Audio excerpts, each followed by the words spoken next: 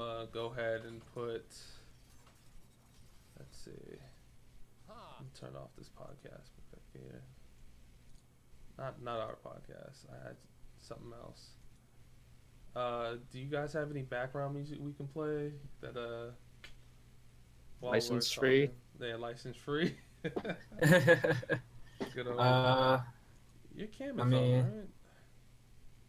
Doesn't like YouTube have the library of license free that you can just play somewhere? Can't remember. For some reason, Skype. Oh, Skype just wants to show off these advertisements of like Memorial Day instead of showing your face. So.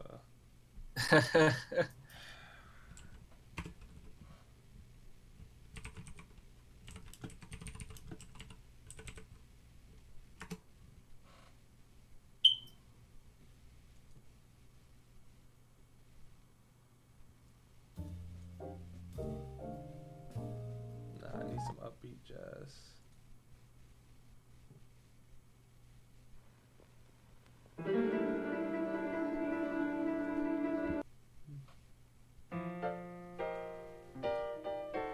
Alrighty. I like this a lot.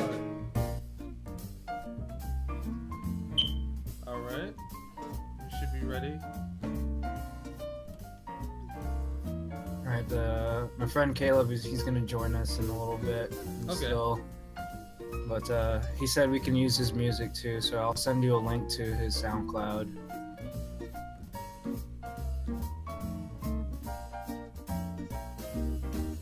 I'll be playing that after.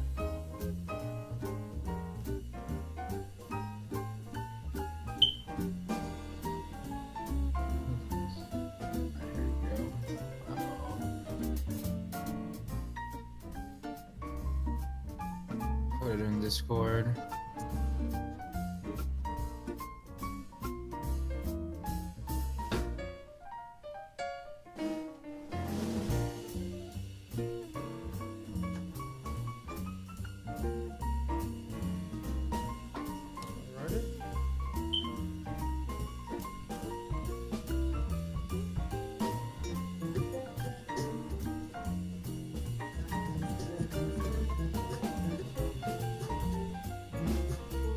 Yeah, for some reason it doesn't want to show your face, Xavier, on here.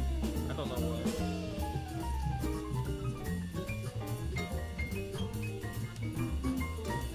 It keeps messing up.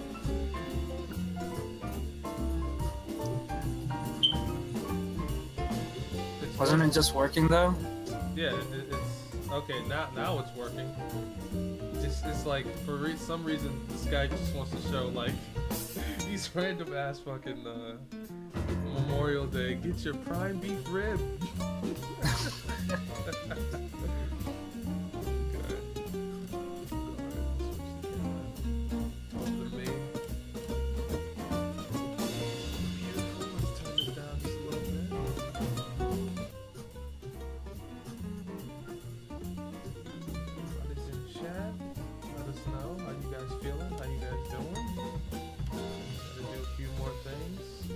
Officially live right now. Mark, do you have a picture or anything that you want to use as your avatar so I can put it on yeah, I can probably find something real quick. Okay, cool. Please make it safe for work. Yeah.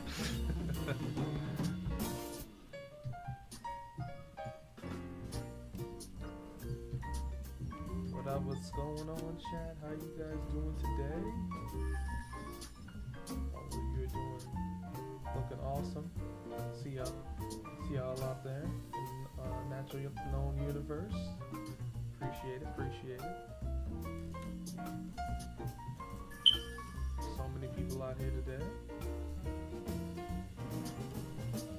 Just post it in Discord if you can. Yeah, I'm getting it. Use the same garbage that I'm using on my Discord. That'll work. Okay, I can dig it. Let's see. Where can I save this bad boy? Save it in the Twitch area.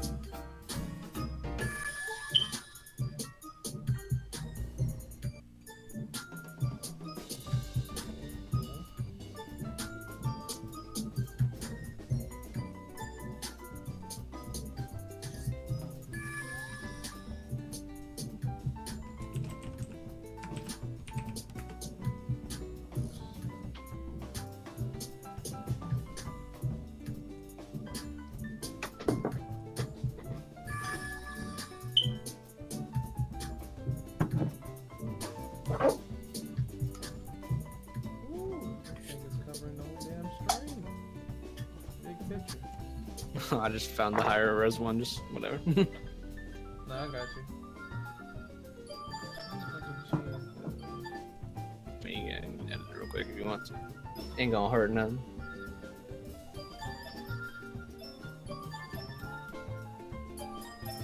When you're in the zone, though, charbroil. Hey, is that you, Xavier? Yeah. Alright, what's the name of that beat so I can play it for the beginner? This one, Yeah. a nuclear soldier. Alright. Go ahead and, I'm gonna play it right now. Alright. Beautiful. There it is. Hey. Hopefully it's not too loud for you guys back at home.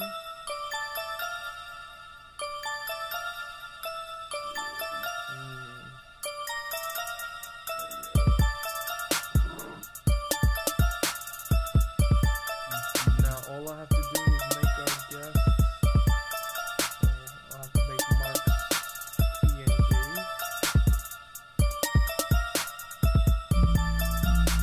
I'm gonna give him a random ass fucking font for his name. There you go. Set it to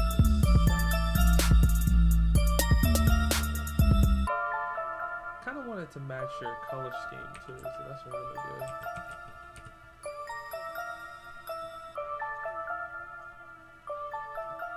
Okay, that's pretty decent. I like that color. That's not the right font though. Mm-mm.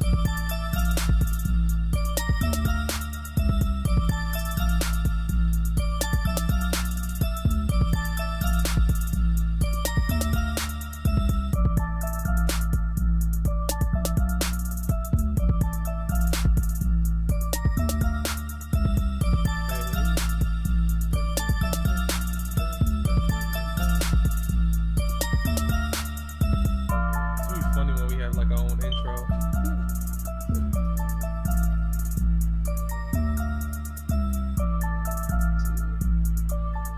Is that good? Your volume's too low Mine?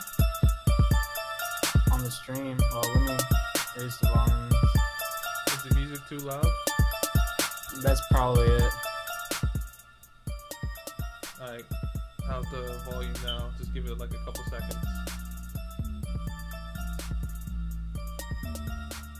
Doing some maintenance here.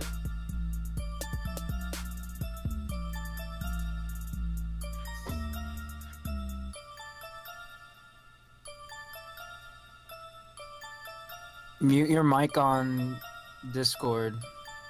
Well, actually, no. I guess. Yeah, is my mic okay?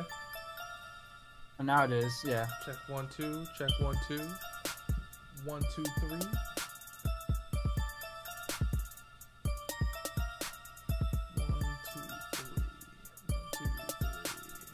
1 2 3. 1 2 3. Okay. Make it a Pretty little good bit. now. Make the music a little bit lower.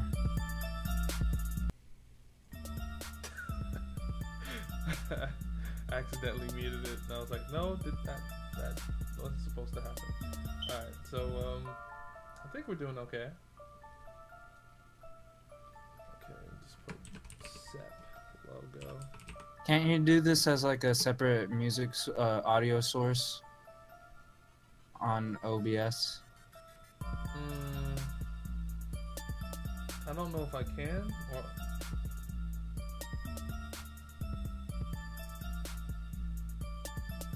I figured if you can do the same thing with the video aspect, you should be able to do with the audio. I would have to download the song though, I believe.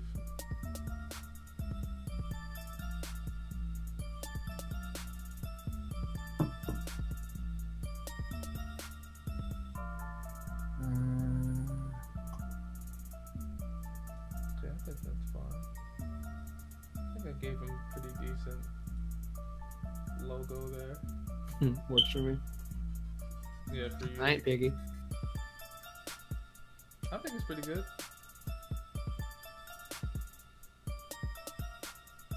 I think I need to make one more update for online for Facebook?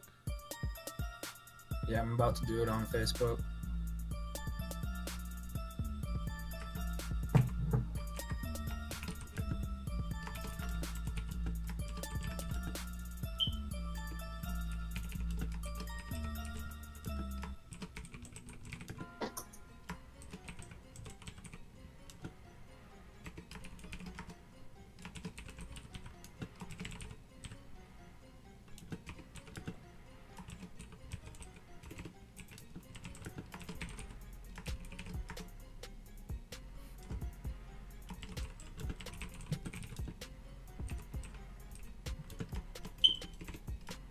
Sure.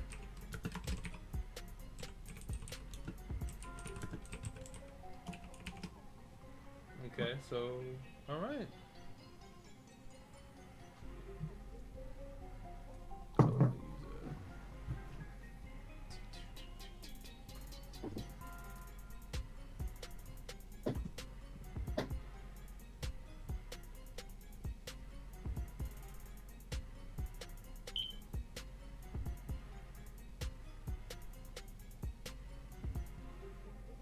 Where did I put that logo at?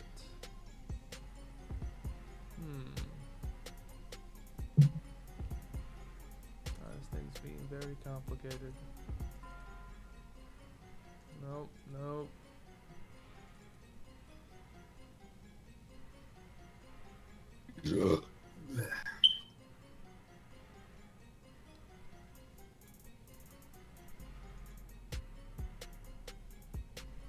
All right.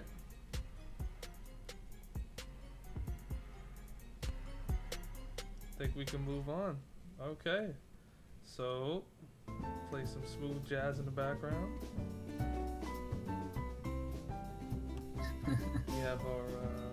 We have our updated timeline here. We're ready to go. Okay, cool. Alright, so first off for business. Hey, welcome to Pixel Bitchin' Podcast. Here, thank God it's Friday. Thank Fuck God yeah. it's Friday. My name is Jordan Fleming, aka AlterElement. Here with my man Nomad 0X. And What's up? my man Mark, aka Sep. Yep. Chillin'. And here we are, doing the very first Pixel Bitchin' Podcast where we talk about movie, music, games, and etc. Here on Fridays, we'll talk about the latest news, what's going on, and pretty much, as you see here on your screen being displayed up here, is the E3 floor plan that's going to happen next month on June 13th to the 15th at the Los Angeles Conventional Center. So what we see here, fellas, right now, if you guys want a link to it, I'm going to give you a link to it. I'm going to put it in Discord so you guys can see it yourselves on what's going down. And I'll put that in the chat. Go ahead. Hey, Our- chat, if you're our with us, go ahead viewers. and tap some buttons. Say hello. What's going on, guys? We see you out there. Alrighty. So, if you let me know if you guys both can see it. Yeah, I can see it. I got it. What about you, Mark? Absolutely. Okay, Absolutely. Cool. So, looking at this floor plan, on the main hall we have Bethesda. Bethesda, excuse me. Yes. Bandai Namco, Warner Brothers, Ubisoft, Capcom, Activision, Microsoft, Square Enix, and Take-Two Interactive, aka the guys who make the 2K games for basketball. Alright, so that's the main floor, and then if you scroll down, we have Sony Entertainment. They have 2 spaces. 3 spaces, actually. The Nintendo of America has like their own side of the quadrant over to the right. Then you have Atlas and Sega. You have Sega Europe. Down here we have Focus Home Interactive. A little booth for GameSpot. IGNs. They had to put in the sponsors, the Turtle Beaches. Yeah. and others. You know, Big Ben Interactive. We have some reserves here. We have a surprise here in Xseed Games, which is a small company that makes like really niche like JRPGs and like fighting games as well. That's really cool. So I don't know what games they're gonna come out with this year. So we'll catch up with that on predictions. And then scroll down one more time. We have, I'm guessing that's the concourse hall. I see nothing really here except for like a couple of media areas. Some oh, Telltale Games is a big one. I guess they have their own booth. I guess they'll be showing off a little Guardians of the Galaxy here. That'll be pretty interesting. If they have like a new chapter, or if they have a new license for the Telltale Games, because the only games that I've played are like what, Walking Dead, and I think I've played Tales of Borderlands. Tales of Borderlands was good. Yeah. I haven't played any of them, to be honest. Yeah. I've heard some decent stuff, but I'm not too sure about it. Like, yeah, wasn't really feeling it. yeah. If we're out there, welcome at this point with the exact same format for every single Everything, title. yeah. And their engine is still the same as it's been the entire time, still buggy as hell. Exactly. Yo, Sega Death, thank you so much for the follow. Appreciate it. Oh, fuck yeah, I know. Sega Def, what's up, man? Appreciate the love, homie. Oh, yeah. He says You should join Xavier only plays Destiny. So he'll be looking out for Activision the whole entire time. Alright, so that's Destiny 2! Exactly.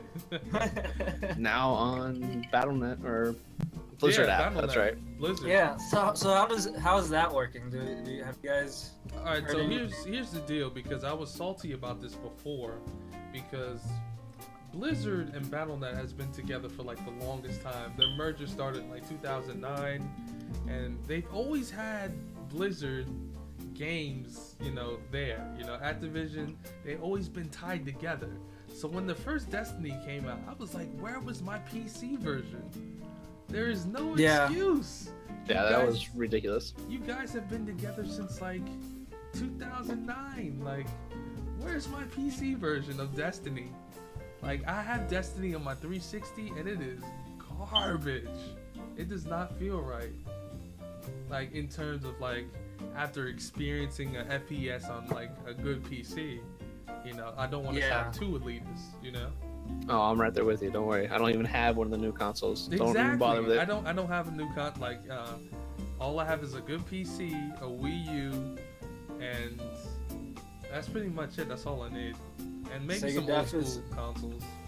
Sega Def is saying the first PvP footage is out, and it looks pretty much like this other game called Destiny 1. Right. Pretty much. Oh Shocking. my gosh. Shocking, right? Alright, so also I think I need to send you guys another link for the list of participating companies for E3. So I'm gonna post that in Discord right now. If you guys are watching on the stream at the moment, hold on, before I continue there, my man says the first PvP footage is out, and it looks pretty much like this other game called Destiny 1. Yeah, that's what. That's so dumb. Yeah, you just said that. Yeah, that's like, yeah. I wasn't like paying attention. I was too busy like looking up the other info. But yeah, that's pretty funny. It does look. It looks the exact same. Like, it looks the exact same. But okay. Yeah, I just shared the E3 link that you just sent. Oh, okay, appreciate it. All right, so participating companies. Let me know if any of you guys have heard like these companies before, because you know we all play games, right?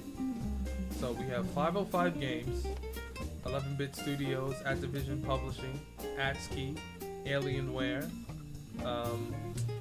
Arazi North America, Astro Gaming, Atlas/Sega, Atlas Supply, Bandai Namco, Bethesda, Big Ben, Big Way Games, Bionate, My Arcade, I never heard of them.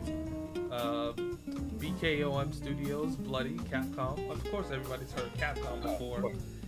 Pretty much most of those, but yeah. Yeah, but this list is huge. So like, I'm pretty much like filling in like the big names I'm hearing right now. It's like Maximum Games, Next Level, well, Nintendo of America, Nvidia, of course. Let's go down the list here. We have Rebellion. Rebellion's really good. Rising Games, Sega, Sony Interactive Entertainment, Square Enix, Swift Point, Take-Two, Telltale Games. Ooh, THQ Nordic Games, the guys who make Darksiders. Have you guys played this game? Well, they're bringing out the new one now. Yeah, Darksiders reformed. Right, yeah. Which everybody thought was dead after the THQ just dead and disappeared. There's actually a THQ Nordic Games sale on Humble Bundle right now. Oh, so if any of you There's guys... Go ahead. There's a couple of stuff too. It's Capcom too as well is having a sale on there. Ooh, that's interesting. I'll pull it up and we'll talk about it later. Okay. All right, go ahead and post that in chat, and we'll talk more. So Nordic, we got Turtle Beach, of course. Twitch is gonna be there. Ubisoft with their newest Assassin's Creed game for like the umpteenth time. Here's a real surprise here, since everybody's hating on Konami Digital Entertainment. Everybody hates Konami. I know I do, but let's see what they have. Hopefully, it's gonna be interesting. Yeah. Especially, I wonder what Kojima's gonna be coming out with, because I think he's gonna still more Death Stranding. Probably see something else from Death Stranding since it's still like it's in still the this building. thing. Since he's no longer with Konami. Yeah, he's gonna come back with a vengeance. Yeah, he's gonna come Definitely. back strong, like super strong. So that's gonna be interesting to see. Turn this music down just a little bit. There we go. Nice balance. Yeah. Also, we have IGN and Gray Box and a few heavy hitters. GameSpot, Game Informer, Epic Games is here. Dell, you know, the usual. Crytek. So you know, all these guys are participating. All right. So I'm gonna go down the list of the main ones on the main floor because almost everybody knows. Going back to the floor plan here. Bethesda. What do you think? Your E3 prediction for Bethesda. What is your pick for their new game or newest IP? What are your thoughts on what they're gonna release on announce on E3? Not gonna be new IP. It's gonna be it's gonna. I mean, Elder Scrolls is way too far down the line. Fallout's just been done. I mean, they got nothing coming. We'll probably see Dishonored and Prey DLC, and that's probably about it. A realistic answer. I like it. There's no hope and there's no optimism in that one. There's just rhyme and reason. You know what I'm saying? Pure logic. I like it. I like it a lot. What about you, Xavier? What do you think? Nah, I pretty much agree. Bethesda's kind of... They're not really that innovative lately. They're just, you know, going with whatever is going to work for them. They'll probably showcase the Elder Scrolls Online Morrowind stuff a little bit since that came out recently. My man. Puzzle Skyrim. Puzzle Skyrim. That's pretty funny. I mean, they did come out with card games or whatever, and that one was not bad, you know. From what I heard, I don't play those card games at all. So, all right, okay. My predictions. I'm a spitball here, all right. We're gonna hear a new Elder Scrolls game, and it's gonna be Skyrim on the Switch. Hey, because we haven't seen enough Skyrim before. That's right. They're pretty much gonna confirm Skyrim on the Switch. They'll have that port. Mm-hmm. Yeah, you thought it was gonna be like a new Elder Scrolls game. Nah, fam. Nah, I don't think so. I see that. We'll see that for a while, unfortunately. Yeah. I mean, if they do that, that's awesome. That's awesome. A new Elder Scrolls game. Even though I never liked the Elder Scrolls game before, so it's just like, hopefully they do something that'll pique my interest. Half-Life 3 on the Twitch. Crazy. Alright, so we'll move on to the Bandai Namco. What are you guys' prediction for this one? They're the guys that make Dark Souls. They're the guys that make Naruto games. They make a couple niche games. They're also coming out with Tekken 7, June the 2nd. That'll be their latest release.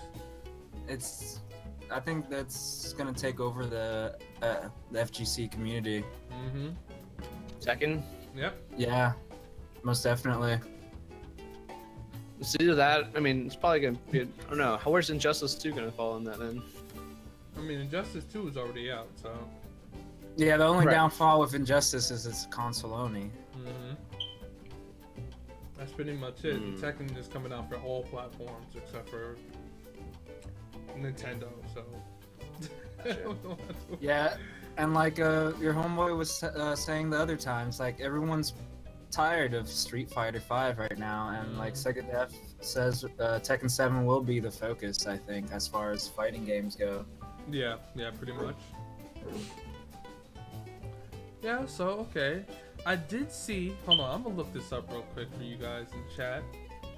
I'm gonna look this up for you guys. There's a little sneak peek back there. There's a little Guardians of the Galaxy trailer. We're gonna talk about that in a little bit. But there was this new Naruto game that was being made. Oh, I saw that. I can't remember the name of it though. It was some Boruto, Naruto. What was the name of it, guys? Does anybody know? I can't remember the name of it, but I know it's the one where you can do 4v4 online. I've not heard of this. I can't find a trailer for it. If you guys in chat can find a link for me, go ahead and post it in. And be reasonable with these links, okay? I'm only allowing this like one good time. Lucky I'll have a sheriff out there to shoot down some hooligans. So Sega Def is asking for Virtua Fighter 6. Oh, I've been asking for that game since like Jesus Christ, for like damn near 5 years now. I guess Bandai Namco had that, or yeah, Bandai Namco. I forgot they swapped it around, but yeah, they had that. What was that? Prepare to Dine trailer for that unknown thing like a couple weeks ago. That was like their like Dark Souls-esque like side scrolling thing. I imagine that'll show up and we might learn more about it. Oh, it's actually got a name now. Or Alright, I found it. Yeah, it's called Shinobi Stryker. Yep. Alright, so I'm showing that on the stream right now for the guys who never seen the trailer before. I won't be playing any sounds, so you guys can just pretty much see how it looks. It kind of reminds me of the old, what you call it? There's a Naruto game that I used to play on the 360, but it looks like a super high-res version of it. I think it's like Broken Bond, like Path of the Ninja, that was published by Ubisoft. Where it was a fighting game, but it was also an adventure game, where you can like use chakra to walk on walls and like scale higher buildings and stuff like that and solve puzzles. It was pretty interesting. I thought all the Naruto games were done by the same studio. The Ninja Storm games, that's done by the same developer, but the Broken Bond one was made by a different company. That was the only one that was like made by Ubisoft. I still have that game around here somewhere. Damn, it's been a long time. That looks really cool. Shinobi Stryker. Yeah, I like it a lot. It looks interesting. I know a couple Naruto fans out there just like screaming their heads off. So my prediction for Bandai Namco, I kind of want to see a Bloodborne 2, but for like all platforms. Good luck with that. Yeah, exactly, right? Yeah, you know High hopes. You know that's not gonna happen. No, it's not. That would be a smart idea, but you know, that makes sense. Like, come on, guys, you can't make sense. Come on. I mean, Sony's like, nah, fam, we can't do it for all platforms. See, but I would be satisfied if Sony was like, you could put it out for the PC and for the PS4.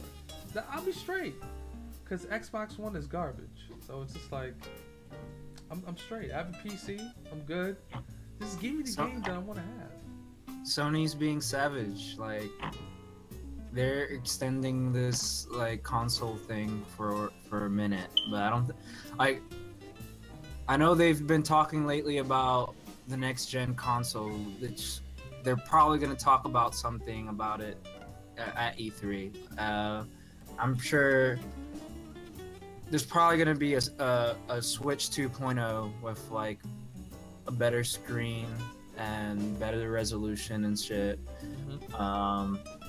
Sony's probably going to talk about their next gen console because they're going to milk it, because apparently Microsoft is also going to talk about their next gen, the Scorpio, whatever. I honestly thought like this was going to be the end for console games, but I guess it's still like exclusives, yeah. Well, just in general, like that a console is pretty much a PC. Like, you're spending as much as like a decent quality desktop computer. As like a avid PC gamer, like the idea that the Xbox is now like integrating and doing the cross-buy stuff, that's really cool, except they have to use the stupid Windows Store for it all so far, and that's the worst part of it. Yeah, that is pretty bad, but it's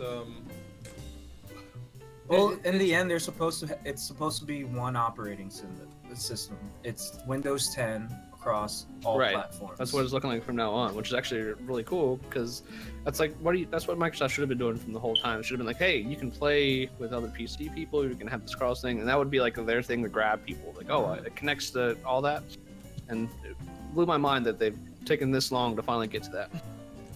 Yeah, well, that company's not exactly the brightest when it comes to stuff like that, but they are geniuses at making business. We have a couple of comments from Sega Def here. First one, it says, director of the series stated that the series is indefinitely on pause. Which series? Sega Def? Bloodborne? Oh, okay. Yeah. Definitely. And then they're still pushing the PS4 Pro, which makes sense. I think VR is going to be a big push this year again. VR is inevitable. It is. And as much people say that AR is going to take over VR, VR definitely has its place. Yeah, it definitely has its place. But I think it's pretty darn niche still, even to the day. Like, I would love it. I don't have a headset. Too expensive for me at the moment. And that's the whole problem, is it's too expensive. I mean, the PSVR was like an entry-level thing, which I guess I still don't even know. I don't even know if we have sales figures on that yet, but there's a sales. Google figure. is making their own headset now. There's a sales. That's figure. right. It's estimated to be 3 million. Wow. So that actually it's really good for VR. Like, attachment. It's its own entity, you know. Right. It's not like in a bundle. Well, it was in a bundle, but it's like it's its own thing. So that's like an extra 400 that you have to put into. And people fell for the gimmick, especially when Resident Evil came out, and that's when things got really popping. And then Battlefront had their own like flight mission and stuff. That really set up the bar. It's definitely gonna pick up speed, and it's gonna surprise people. A lot of people are getting into it, like especially now that the whole VR phone thing is almost standard now with new phones.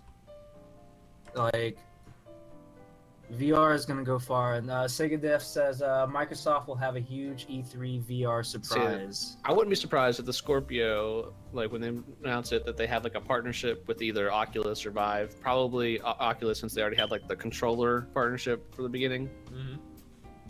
That wouldn't shock me at all, and that would be a really good move. That'd be well, they have the Hololens, so I'm really curious if they're gonna say anything about that, because that's their AR thing. So it'd be interesting for them to like skip their AR to go straight into VR. It seemed like the AR, like the HoloLens, seemed like it was more geared towards like a whole different business kind of side of things, and then they bring it to E3, which is like, hey, we can do this as well. Let's take a look. It seemed like it was more meant for other things, but we'll see. It'll be interesting. Yeah, I'm thinking that too. And also, my man Sega Death is like, Microsoft will have a huge E3 for VR surprise. Yeah, and I think that's what Scorpio is going to be attached to.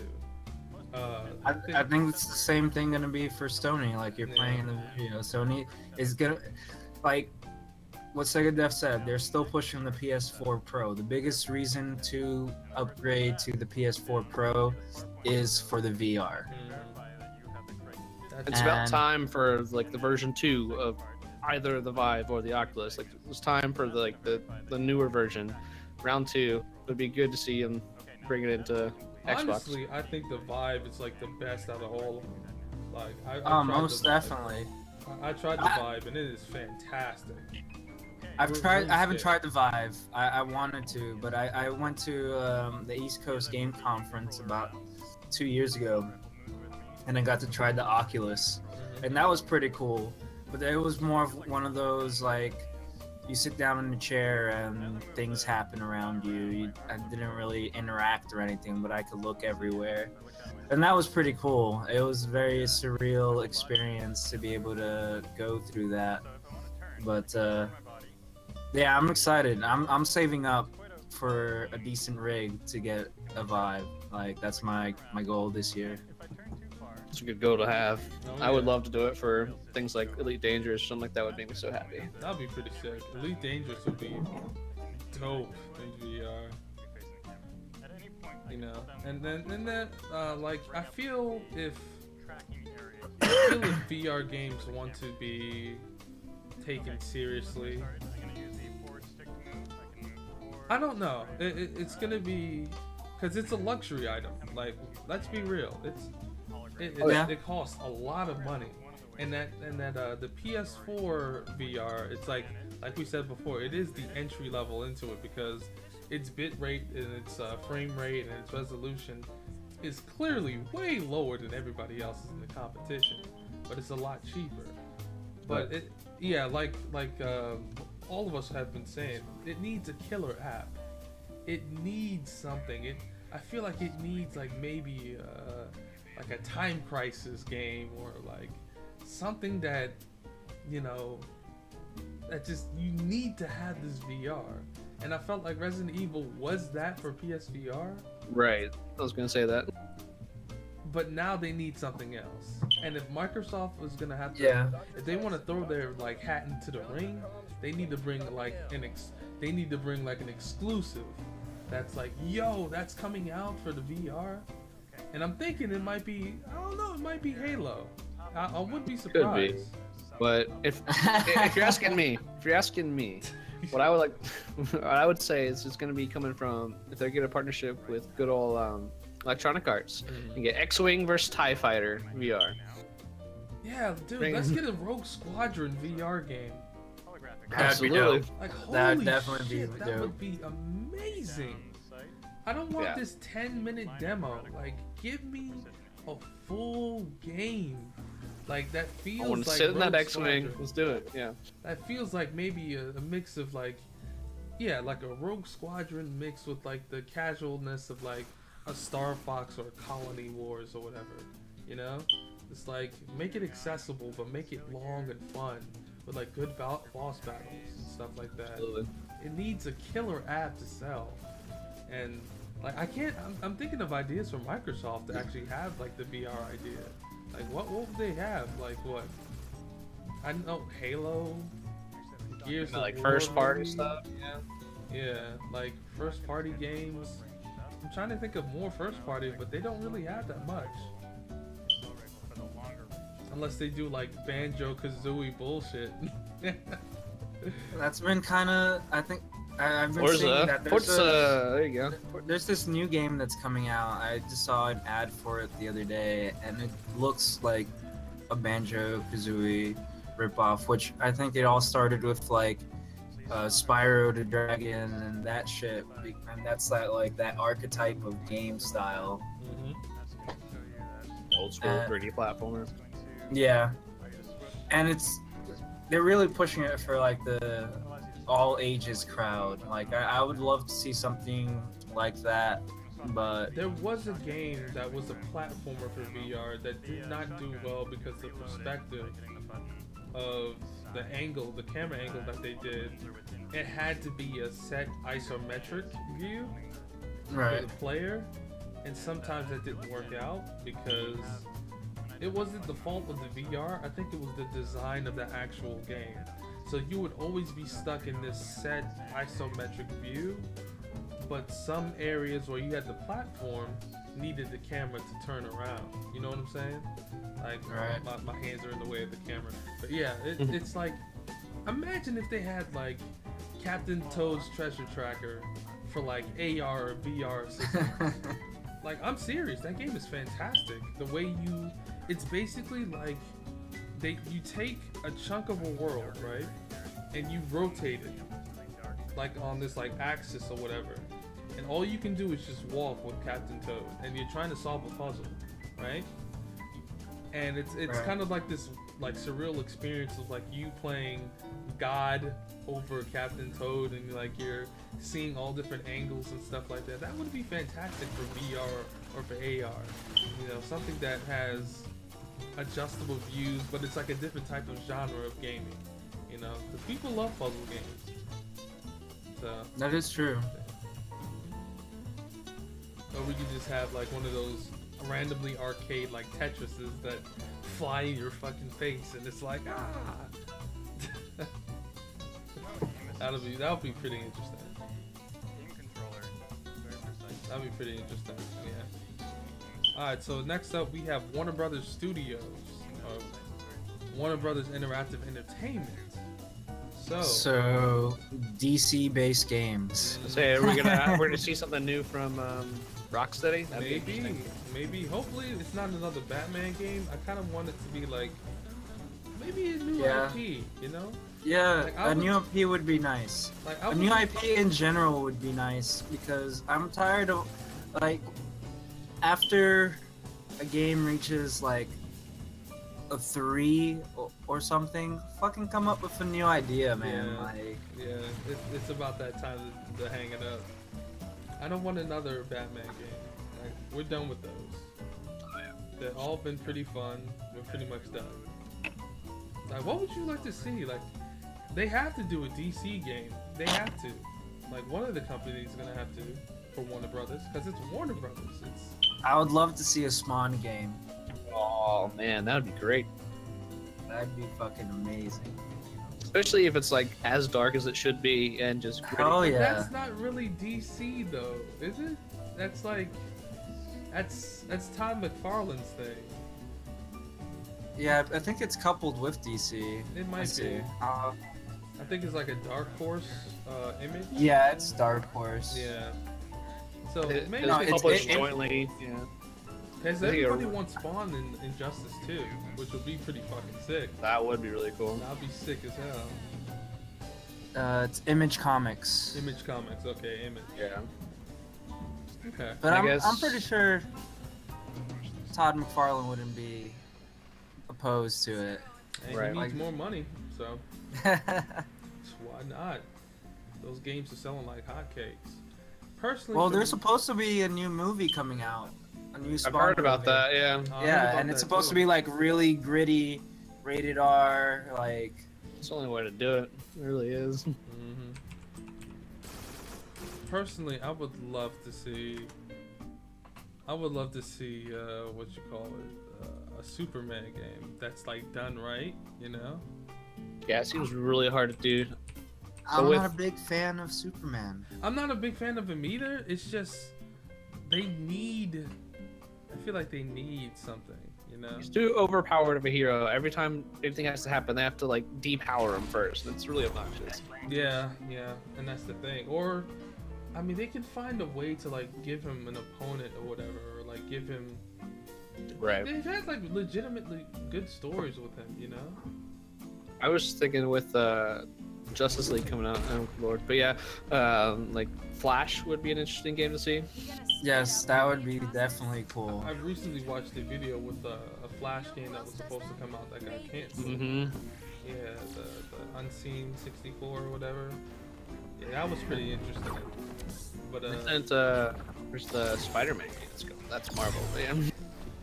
That is coming out. That's not even WB, so we can say like. Yeah, that's PlayStation with Insomniac. Yeah, that's right. Yeah. That's pretty dope. And I guess That's for a good WB, game. we got the new War of Middle Earth, not the Shadow of Mordor, the what is it, Shadow of War now. That's also WB. Yeah. So Yeah.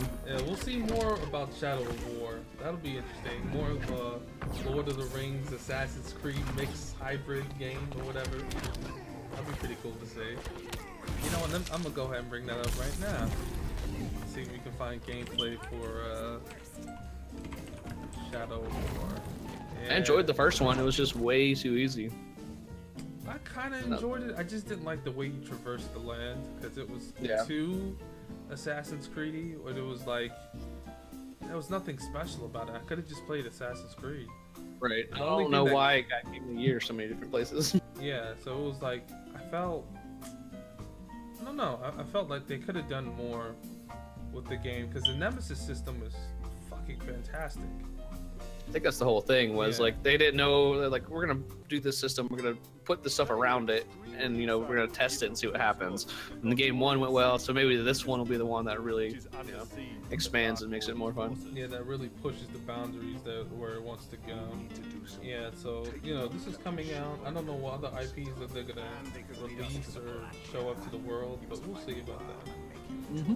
That'll be pretty interesting to see. I'm going to show you some combat and some exploration in the Let's open get off world. this gameplay real quick. Here I'm we're gonna switch beginning over. near an orc encampment Have that at the playing edge in of the the background. mountains near Kirazungal. So Ubisoft, well, I'm gonna try to make this as quick as possible here. Ubisoft Entertainment, another Assassin's Creed is gonna come out. Oh my god! They waited. They really? waited. They took a year off. Yep, Understandably. they did. But they can't help it. They can't help it though. They can't help it, and I feel like it's not gonna be, It's their most successful franchise in a while. Unless they change the formula, I still have absolutely no interest whatsoever. Exactly. Like literally, I've heard that they have the same ship battles. It's gonna be placed in Egypt apparently, and that's pretty much it.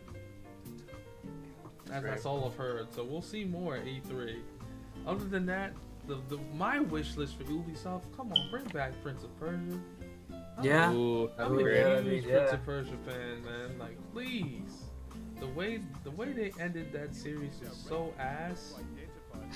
Forgotten Sands is so bad, man. So bad. Instead, we're gonna get Assassin's Creed. We're gonna get Far Cry 5. Oh my god, don't do that to me. Don't do that to me, man. Oh. We're gonna get Wildlands like DLC. At least we'll get the South Park game. We got that coming for us. When's that Fractured coming? Butthole, yeah. Yeah, it just got a official release date again in October. Even though it's been delayed 4 times now. True. That's interesting. Oh man, God, that's been delayed to hell though. Hopefully they have everything like together. I wonder what went wrong with it. Like, I wonder what they're trying. Maybe they're trying to write new stories. I don't know. I can't imagine. Yeah, I can't imagine either. But the gameplay in the first one was really great. I like the timing thing that they had. Right. The mechanic. It kind of reminded me of like Super Mario RPG. And yeah, now they have like some more tactics, like movement-based tactics in the battle system now. Is what it looks like, which sounds great. Yeah, man. That's like it has a little Grandia like feel to it now. So that's pretty cool. So that's really interesting to see. So I would like to see another Splinter Cell, but I know maybe Blacklist. I really love Blacklist. It's just I don't know where else they're gonna go with that. I can't think of any other like Vegas 3 maybe. I don't know. Like Obviously, more Watch Dogs. That's what everybody wants. oh Yeah, that's true. Please. Oh my god, I hate that game so much. I hate that game so much, dude. Yeah, it hurts me. I played even the new one, and it started hurting me inside real quick. Like literally, they did something that kind of hurt my soul because they had I like the theme of the second one, and for some reason, it always gravitated towards like pulling out guns. Like Right. Like when they showed off the demo, he had like shotguns and like AR-15s or whatever, like AK-47s, and I was like, "Where's this kid? Is a hacker. Like he's not a arms dealer. Like he's just a simple kid that's like trying to look out for his friends or whatever, and like uses some kind of like yo-yo as a fucking melee weapon. Like what the." Like, people are addicted to FPSs, and so they're going with the formula. Like They're it would have been so sick if there was like no guns in the game. Like they had to use actual. That's too indie for them, man. It's too. That makes sense, right? It makes sense. They don't like making sense. Shame. Nope, they just want to make very secure money. Yeah. Well, they're also like keeping having that buyout problem when they almost get bought out like every year right now too. So. Yeah, that's that is an issue. So yeah, playing it safe might be the best option for them. Absolutely. I think they tweeted out a picture of Far Cry 5 like just the other day, so that's totally gonna be at E3. They have to pull something, like, definitely. I'd like for them to do something more with Rocksmith. It's kind of just there's a lot of. Forgot about that. Yeah. They're adding more Steam? songs. Yeah, it is. I have it. Steam. I always wanted to like, try it out because I've heard it was pretty legit. Yeah, dude, I have it on PS3 and I have it on Steam. That's pretty cool. It's fun, but I think they need to do more with it. Like, they are putting out more songs that you can do and play around with, but I think they need to do more with like their arcade stuff, not just the songs. Like the arcade stuff goes more into like fundamentals, but it's not tied to a song. It's more of like different, like concentrating on playing notes on beat and just different things, like learning the different frets on the neck of the bass or the guitar and stuff like that. Mm-hmm. And there's a lot of cool concepts, but I think they need to continue expanding on that. Yeah, that sounds like a legitimate reason to have DLC, just to keep your game alive and to keep things like fresh always, because when I first heard of Rocksmith, that actually sounded like a good idea. Like, wow, this is like really Actually, before Rocksmith came out, when I was in the SGD program at CPCC, it was just a simulation game design program, Central Piedmont Community College in Charlotte, North Carolina, for those that don't know. My teacher showed us another game that was pretty much exactly like it, released by an indie game company, and like they released a demo and then they like disappeared from the face of the world, and then Rocksmith came out. So I'm pretty sure they got bought out, but I haven't really like found any concrete stuff on it yet. Well, we'll see what the future holds for that company, because it's a great idea, but it kind of went under the radar. There's a lot of. Well, they can add piano, like why not? Good. Oh, that would actually be kind of cool. Yeah. I would like to see a keyboard, application to the game, or drums, or. Drums would be a lot harder. Yeah. You'd have to go back to like some, what's it called? Guitar Hero and Right. Yeah, that other game. For a way to like Rock get Band. feedback Rock Band, from yeah. an actual drum, that would be a lot harder than, It's well, the whole idea of it is to be able to learn on a real instrument, and they'd have to at that point like invest in like hardware and not some shitty hardware. They'd have to come out with like a drum kit, like those electronic drum kits that are out there, or be able to integrate it into that. Yeah, because you can't just plug it in like you can a keyboard or a guitar or something like that. Exactly. Right. That's like a whole different like beast in itself. Yeah, that's the thing that sucks about drums. Like, drums are great, but they're really hard to integrate like digitally. Like maybe like a drum machine, like a drum pad. Oh yeah, the that ones you can that hit. go. But then at that point, kind of loses the function of the program, which was to actually learn how to play an instrument. Yeah, Right. So, that's where it loses itself. You might as well just go to like an online digital keyboard or whatever and just learn from there. yeah, exactly. There's no like physical application to something like that. So yeah, things that can actually plug into like an amp or like a USB port or something like that'll take stride. So yeah, piano would be a lot better, you know. Most definitely. Yeah, that's the only thing I can think of right now. Well, they might be able to do Maybe an a mic, accordion a or mic. a microphone. Yeah. Yeah, for like singing. Mhm. That's probably the next thing, but then again, like I think the hardest one would be the drums. Yeah, it sounds like it. Okay. So moving on to the next one, we have Capcom USA. Doubt they're gonna show anything. Maybe some the Resident Evil 7 DLC. We'll see more about that. More Street Fighter shit. More Street Fighter, Marvel vs. Capcom Infinite. Yeah. More gameplay about that. Maximilian will be over there. I can tell. That's one of my favorites though. Like I'm more of a fan of the Marvel vs. Capcom series than I am of Street Fighter. Yeah, it's just I don't like playing the game. I just like watching and like seeing the characters in action. Because playing the game, it's like you fuck up one time and you're done. Like you're done. Like it's over, and it's so stressful. Like, oh man, and Infinite, it sucks. But like the top players, they're so used to it, you know. Like, I remember me being so innocent playing, like, Marvel vs. Capcom 2, thinking I was good.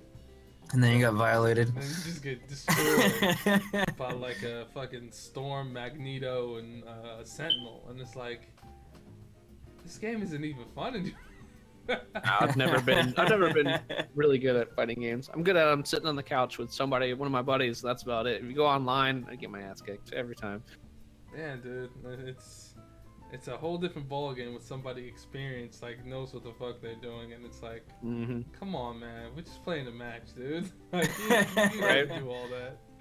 Somebody brings out Cable, and you know how Cable keeps shooting you in Marvel vs. Capcom 2, and God. Actually, there's supposed to be I think it's a Cable movie. It's either a Cable movie or it's another X-Men movie with Cable in it. I think it's Deadpool 2 that's gonna have Cable. Oh yeah, it was. That's what it was. It was Yeah, Deadpool. 2. That's coming out next year. Man, these movies Yeah. are coming out fast, dude. Dude, there's like a fucking comic book movie or like just geek or nerd type movie coming out almost every weekend Yeah, man. for like the entire year. It's pretty ridiculous crazy. this year. I'm still especially. waiting on like the Kingsman and the Golden Circle because I love the first Kingsman movie. That trailer looked really good. Yeah. Yeah. So like that's another like graphic novel movie that's like, holy shit. People are starting to appreciate these. There's another one coming out. Oh, that's not comic book, but it's with Samuel L. Jackson. It's It's the one the with, M Night one. There's supposed to be a 2 coming out. so M. Night Shyamalan Yeah. and Samuel L. Jackson for real? Oh, it's the Glass. That's Glass, what it was. yeah. That's what you're talking about. The sequel to Unbreakable. Yes, exactly. Because which is also tied into Split. Because Bruce Willis. All right. I guess spoiler alert if you haven't seen Split. Just say that a couple more times so anybody. Spoiler alert! Spoiler alert! If you haven't seen Split, Bruce Willis shows up at the end of the movie, which means only one thing, especially in an M. Night movie. That universe is tied together. Yeah, so it's like Signs, this movie, and something else, and Glass. Yo, that's crazy. That's a lot of universes to like connect together. We just hope that the happening just is not tied to anything ever. Please Give no. me a second. Just give me a second. Yo, that movie is so dumb. Oh my god. I hope he never. Oh my god, that movie was so fucking bad. Oh, that was like, yeah, the worst, the absolute worst. Oh my god, I don't know which one's worse. Which one's worse, The Happening or After Earth? Oh, I forgot about After Earth. Yeah, everybody forgot about that movie, huh? Honestly, I haven't seen either of those, and I'm Oh. kind of glad. Yo, you're living a good life right now. You're living. So I'm sure you saw The Last Airbender, and that probably killed you inside as well. I did not see The Last Airbender. Oh, Just seeing the preview killed me. Oh, God, that was so bad. Yeah, he should just stay away from IPs that aren't his. Like, no. Don't do that, M. Night. I don't really like your movies in general, but... And Sixth Sense was great, Unbreakable was great, and that's it. Yeah, exactly. Yep, that's pretty much. Yeah, that's pretty much it. That's pretty much it. And then, but also at the end of Split, when Bruce Willis showed up, I was like, maybe just everyone's dead and they're all ghosts. This is a sequel to Sixth Sense. Sixth Sense, yeah, my bad. Sixth Sense. Oh man, everything was leading up to that one movie. Godly. All right, so let's move on to the final ones. We have NBA 2K. Take-Two Interactive. We all know that's gonna be a 2K game. Yeah. And what's another 2K game like Mafia? Will we see Red Dead Redemption? Oh yeah, I heard that there is gonna be another Red Dead. But that's I mean, it's coming out, but that's well, yeah, Rockstar. which is published by Take-Two Interactive. Published by them for real? Yes, sir. What? Hold on for a second. Some I'm good gonna knowledge have to right look there. this up. Hold on. So yeah, Grand Theft Auto, Red Dead Redemption are all published by Take-Two Interactive. Alright, so do we think a new Grand Theft Auto, maybe? I know there's a Red Dead. Will we see it at E3 is my question. Oh, okay. So the publisher is Rockstar Games, but the Okay. distributor is Take-Two Interactive. Is that what it is? Okay. That's crazy. And they use the Rage engine. What? They use the Rage engine for Grand Theft Auto 5? Damn, that engine is getting like stupid. Wait, which one's the Rage engine? What was the original game for it? 4? Grand Theft Auto 4 and Midnight Club Los Angeles. Okay. Yeah. So that's like a pretty old engine that's like Well, that's their being own modified. engine though. Yeah, so it's like it's been modified over and over again to get better, to adapt, you know, Yeah. to the to adapt to the newer generation consoles and stuff like that. It's getting better. It's getting better. Okay, so that's something new. I didn't know that. I didn't know Take-Two did like distributing fucking GTA. Well, Like wow, I think they're like the parent company or something like that. Yeah. that's crazy. And you know, like Just the GTA Rage 5 engine. Say what? Go ahead. No, go ahead. Go ahead. I was about to say, did you know that GTA 5 is still like the highest selling game this year? And it's raking in the cash with all the online sales still too, Yeah, man. Of course. It's crazy. Dude, it's because of all the mods. The mods are insane. Like, there's The so mods many are great. mods. Yeah. And even the official release content just keeps coming. Like I have it on Steam, so I get these updates all the time. It's like, oh, there's new shit like every other week. They're Wow. killing it with it. They're killing the market with it. And I don't even have the game. Like, I feel like I need to have it to be a part of this subculture, you know? Because Devon and Harold play it all the time, and they tell me. I how mean, it's good good it is. stuff. For me, the original for me was 3 and Vice City. Those were my Yeah, shit right Vice there. City was my shit. Like, I couldn't. Yeah. I didn't Vice like City San was Andreas as awesome. much because Yeah, I didn't like the me tone of either. it. You know, I did like the body changing aspect, but I didn't like the overall tone, and everything kind of looked dry. I'm so used to like I'm so into like the 80s kind of like the music, the lifestyle, the cars, you know, the different color theory that they use, the magentas and the I Carolina honestly blues. got tired of the whole sandbox genre. Like, like a lot of times with sandbox games, like I start doing these missions and stuff, and then after a while, you kind of like lose track, and then it's kind of just a time killer where you just do whatever, and it's cool and all, but like when I play video games, I want to be immersed. I like the whole escapism aspect of it, so it's like. But I did see how 5 played. I've seen my friend play it, actually Sega Def, and it looked really dope. Like, story-wise, it definitely moved a lot better than the previous games. Yeah. It made you want to play the game for the story, as opposed to the other games where you were just playing it because you can do some ridiculous shit. It's Right. weird because there are games, like, for me in my head, the sandbox game and zone games with zones, right? So you have like Grand Theft Auto and Saints Row and Lost Cause, not Lost Cause, Just Cause, excuse me, Just Cause games that are like sandbox games, right? And then you have the zone game, like Playground.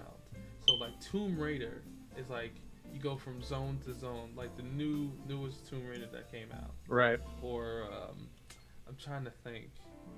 Another sandbox is like Far Cry and stuff. I'm trying to think of other zone games that you can use.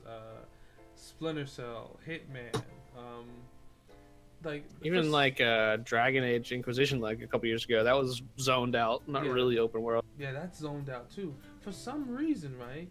The only game that's kind of sandboxy / open world, no, that kind of fuses the two was like a Skyrim. You know, you had like a zone type area, but then your main land area was like a sandbox. Like you can keep walking until you got to like a place where you had to load up, you know, a certain area or whatever, right? And that immersion never went away because it was like a fusion of the two. You had your big open world where you explored and fought different things, and dragons were always flying around and shit, and like people were always walking and conversating with you. And then you had your zones which had its own like story and its own like different towns and villages that you had to like go into, take your time with, get those side quests and stuff. Like I feel like when people make a sandbox game, they just don't know how to make immersion. But Except unless you want to talk about Witcher 3, who did that so well, and it's still like one of the best games I've ever played in my entire life. I love that game. The best open world that's ever existed. Yeah, that is true. That is true. Yeah, I heard a lot of good things about Witcher 3. Like for me, Oh, so good. For me, I love the story, the side quest, everything. It's just the combat. I can't. Right. It's just. There's mods for that. Yeah. Combat is just. I need to see those mods before I continue on with that. There's like there's a good one. I can't remember exactly what it's called, but it basically changes it to where like stamina really matters. It gives you kind of like the stamina balance that you have to do for like something like Dark Souls, stuff like that. It makes it a lot harder, but still not as good as it should be. Yeah, I felt like. Hey guys, I'm gonna step out for a minute. I need to take a piss. I'll be right back. Go ahead, man. Take your time, dude.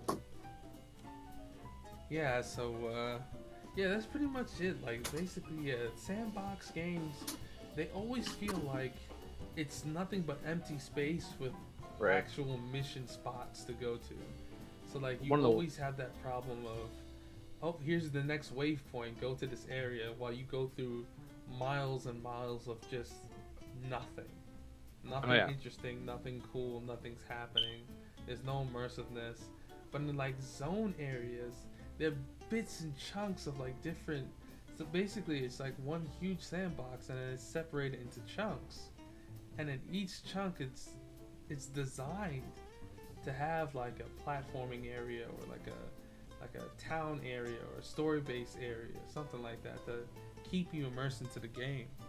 well crafted with good content in each little zone. Like that's what Witcher did, but did it. And they actually filled in the world. And then you got things like Mad Max, which everything to me in that game just felt like busy work. Every single thing was like, oh, go here, collect this. You gotta even have the stupid Ubisoft Tower thing, and it was just, oh my can't God. do it. Like I had the game on my PC, and it's like, it just felt like I was just doing busy work. Yeah, that's Right. exactly it, dude. Like there's Like, the car combat's fun, but good lord. like everything just feels like a chore in that game. That's why. I Ubisoft think- open world games are the worst. They're just the same thing every single time, and it's whole tons of icons on your map, but none of it's worthwhile. and it's just like we made the world as big as possible and as large as possible, but dude, it's just busy work. Like there's nothing here. Like the only thing that Mad Max can do in the game is he can only shoot and drive. Like there's nothing like further than that like keeps me immersed. Like Oh yeah. it's only so much that he can do in this like Some poorly people really designed love that area. game, and I don't understand it at all. Like it did not sit well with me. Maybe it's just open world fatigue, that whole situation. Like I'm just tired of them. I've seen them all. They do the same things. Give me a well-crafted story game. Like, come on. We're still talking about the same stuff. Yeah, sandbox and zones.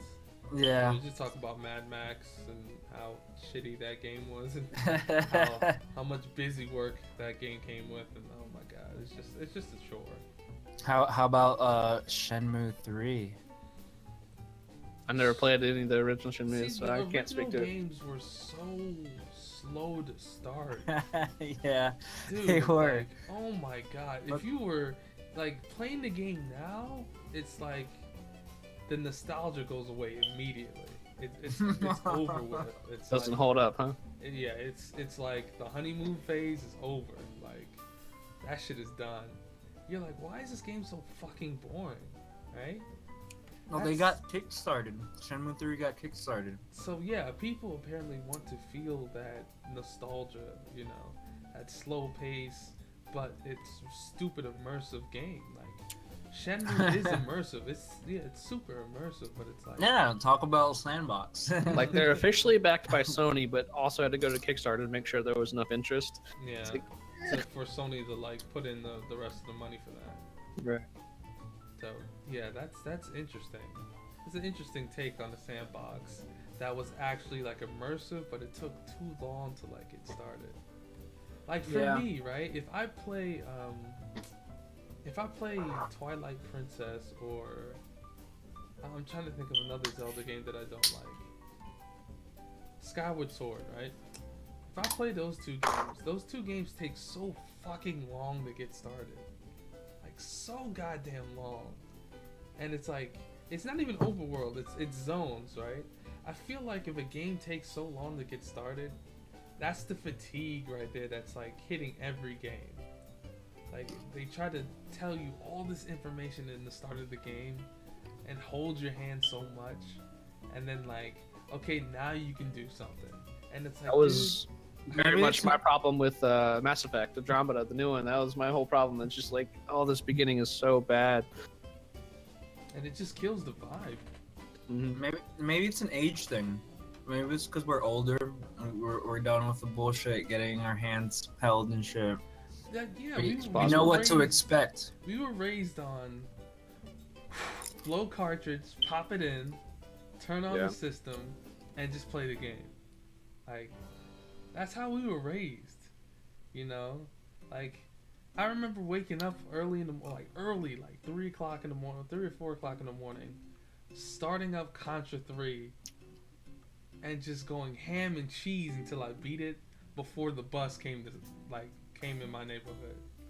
No, I remember keeping the system on because there was no such thing as save. Exactly, dude. Exactly. And my mom getting mad, like, what the hell is this thing still doing on?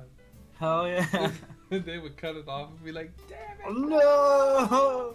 Like Like, you would hours have and to- hours of work. Like, you would have to God. disguise it. You would have to like turn off the TV or whatever, you know, switch it to a different channel so nobody knows like the system is still on. Like all these different tricks to keep your like save data, or, like your actual progress up, because there's no like saving in the game. You know. Damn, I See, miss I those didn't. times. I honestly didn't have those. I didn't own a home console until the original PlayStation. I was playing on MS-DOS and old PC games. Dude, yeah. See, here's the thing.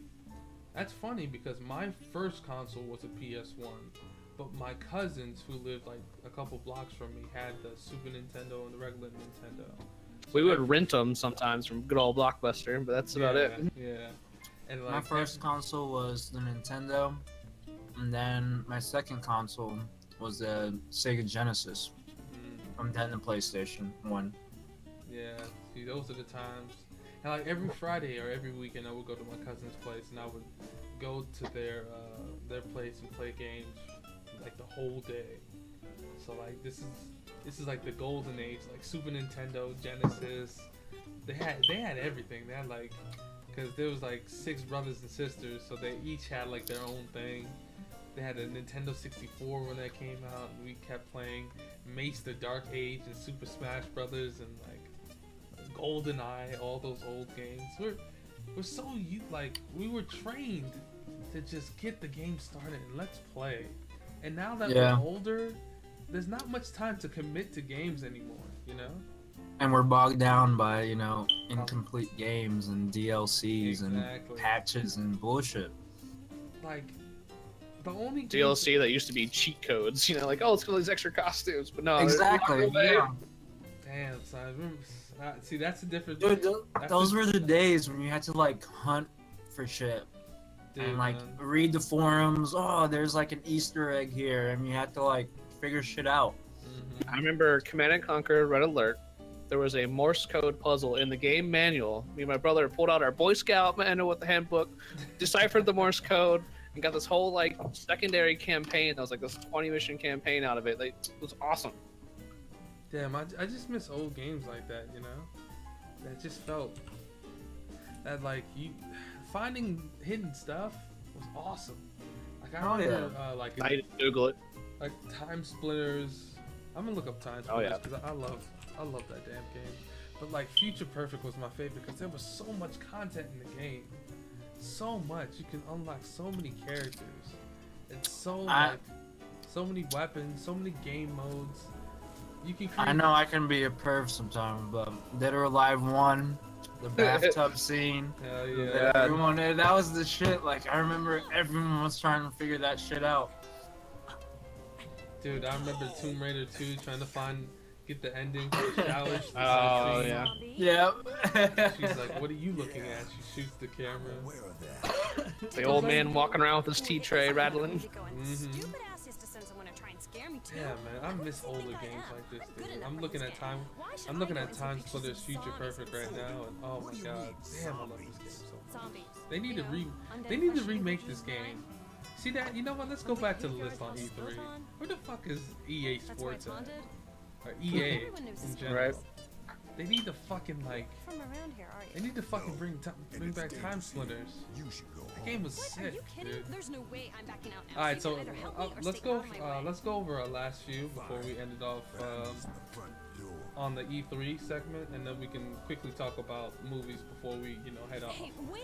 All right, so I'm gonna turn this down real quick. So we have Activision. We already know what's coming out for Activision. Another Call of Duty, Destiny 2, and maybe something else. Like I don't know. Like hopefully not another shitty Tony Hawk. So. God, oh my God, that was so bad. Jesus Christ, how can you fuck up a game?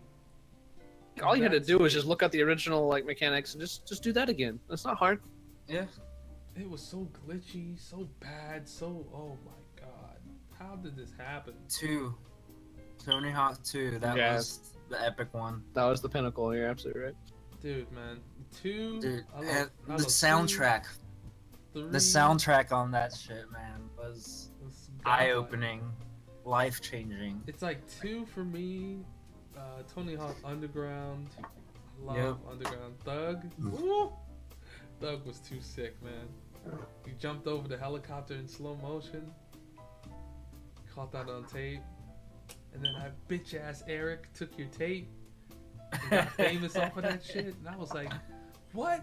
It took me like 10 tries to get this fucking trick right, and this motherfucker took the footage. Yo, that was like the true beginning of Soul. That was the true beginning. Oh man. Yeah, so that's pretty much it for Activision, because we don't really, they pretty much destroyed our dreams by releasing shitty games. And yeah, the re-release of Call of Duty 4, was it? Modern Warfare was pretty, it was not great, in my opinion, because the netcode was still kind of shitty. I haven't played anything since Modern Warfare 2, I think. That's where I was done after that. Yeah, I've gotten tired of FPSs. Like the last FPS I played was what's it called? The Blizzard one. Overwatch. Yeah, Overwatch. Yeah, that was fun. I was just fun haven't for played it you. in a while. And then Playing the that new stuff- beta of Quake, which has been fun. I've been playing. Well, I haven't played it in a while, to be honest. But Unreal, I just, they need to take it out of beta. They need to like do more with it. Yeah, I think it's just strictly a community-based thing now. I think it's such a niche market. I think they're gonna wait until what happens with Quake, because I played the Quake beta I think the other day. No, it was earlier today. And I don't know, for some reason I like Doom a little bit more because of the actual like level design and like how movement was in the newest Doom. But like Quake, man, Quake was like, yo, this is how it felt back in the day. Yeah, dude. I've been really enjoying the Quake beta stuff. Like the arena style movement, the weapon pickups, everything. I'm really enjoying it so far. Like there would be a couple times where I just get like destroyed because someone had like the laser gun and just fucking fired it off like with no remorse. Just kept firing it, and I was like, what the fuck is going on? Question is, are your reflexes still good enough for that shit? Exactly, and I'm terrible at mouse and keyboard, so that's like, oh shit. I'm not that great in it. Okay, so we're gonna move on to Microsoft. I think we talked about Microsoft a little bit. It's not. Halo 5 already came out. Gears of War 4 came out. I don't know what they're gonna do. They've got Scorpio. Scorpio's gonna be their. They got that game, State of Decay 2. The first one was really fucking fun. I don't think it got nearly as much attention as it should have, to be honest. Yeah, but that came out on Steam like way before, so I think the exclusivity was kind of like not really a big thing. Maybe if they do a sequel to it. That's what there's State of Decay 2. They're gonna that's like confirmed at the conference. Yeah, that might be. I haven't played it yet, but I did see like Co-Carnage stream on it, and like a couple other streamers that had their hands on the inside. Scorpio, yeah, like Xavier said, or Nomad, excuse me, like he said before. Doesn't matter. Yeah, that's a possibility. They're gonna show off, you know, to traders and investors like what the response is to the newest system. You know, there might be a VR attachment to it because, you know, a system that powerful might lead Crackdown 3. Exactly, it's gonna lead. There's definitely gonna be PS4 Pro. Yeah, so we'll see what it does, but if they're gonna come out with this brand new system, they have to come out with some exclusives because Sony has been killing it, man. They have been. They have. It. I think they might try to position Crackdown 3 to be like the big one. We'll see.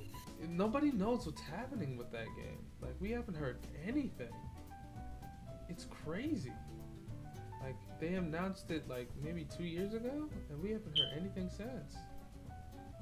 God, I love Crackdown. Well, the first Crackdown, the second one was terrible. Fuck that game. But yeah, dude, hopefully they get it right, because I feel like they're being ambitious, too ambitious for its own good. And I want that game to like be good, because I remember when people had to buy the first Crackdown to play the Halo 3 beta, and then like people figured out that Crackdown was a good ass game. It wasn't just like, oh, this disc has the beta on it. It's like, no, Right. Crackdown's actually pretty fun. It's actually pretty fucking legit. Like, this game is awesome, and I still play it. Kind of wish there was a PC version for it. Yeah, that'd be nice. God, that'd be so good. The mods for that game would be incredible. I don't understand games that don't like embrace the mod community. Like, even if they're a PC game and you don't embrace the mod community, what are you doing with yourselves? Like, honestly, why? Exactly. The mod community keeps the franchise going. Oh yeah, It Keeps does. the interest going, keeps everything going, man. The community is still there. Like, that's why I kind of liked what Fallout 4 did. It took like little steps to appreciate the modding community, just like small steps. But it's more than what any other company did. You know what I'm saying? Bethesda's great with mod community, man. Like, people still play Skyrim today. There's still like thousands of people playing it. People are still using those HD texture, like those packs, and like I've seen lighting systems and dynamic lighting and all that good shit. Like the amount of mods for Skyrim now, like the game looks like it came out today. Like, Right. the amount of like detail and the amount of like craziness that goes behind those mods too, because like Devon has like a lot of, you know, sex mods for those Of course. Skyrim mods or whatever that goes like way down the rabbit hole. So it's kind of there's a lot that's going on with that game. So yeah, embrace your community, man. Embrace it, Absolutely. because the modding community is so good, too good. And then like the last one on here is Square Enix. Oh. Yeah. That's, man, I mean, Kingdom Hearts, Final Fantasy VII Remake. I don't know what the game they're gonna come out with. Maybe a new IP. Who knows, dude? Like, They have Tomb Raider now too, so yeah, they do. Yeah. They do. And they're trying to. Apparently, they're not doing well with Hitman, so they're trying to sell the IP. A weird episodic thing they did with it was weird. The game was great. I mean, I only played like 2 episodes of it. It was a lot of fun, but no, the last That one was episodic shit really was great. good. yeah, it was great. Yeah, that's what he's saying. Yeah. That's I think the undersold because of the way they released it. It's just the way they released it made it terrible. You know, I didn't like. What was the one before it? Absolution. Yeah, that game was garbage. I hated that game, Yeah. man. But this one looked like it was a lot better. It looked like it had promise, but the way they episodic, man. Oh my god, that's not the way to do it. That's definitely not the way to do it. And that's what has me concerned about Final Fantasy VII Remake, because that's going to be episodic. Also gonna be, yeah. And that one's gonna be split up. It's gonna be. I think they're splitting it up by disc. Maybe. Well, that would be pretty huge chunks then, at least. No, well, I think they're doing it because of all the detail as far as graphics wise. It's gonna be pretty huge ass game. I mean, I've seen a video on Max talking about like if they did Midgar, you know, the first part of Final Fantasy VII, in one episode, Midgar, because that's like there's a lot of shit to do in that first. Yeah, part. there is. Yeah. Like that would be cool. You know what I'm saying? That's the first episode, Midgar, and then it ends off with, like you falling off of Midgar, and like it leads on to the next thing, and then that'll be the next episode. You had to wait for like a couple months or whatever. But then like you can go back and like see if you're missing anything, some Easter eggs, some extra content, some grinding out, or whatever. You know, just leave it at a spot where people can continue to play, but can't progress until the next episode comes out, you know?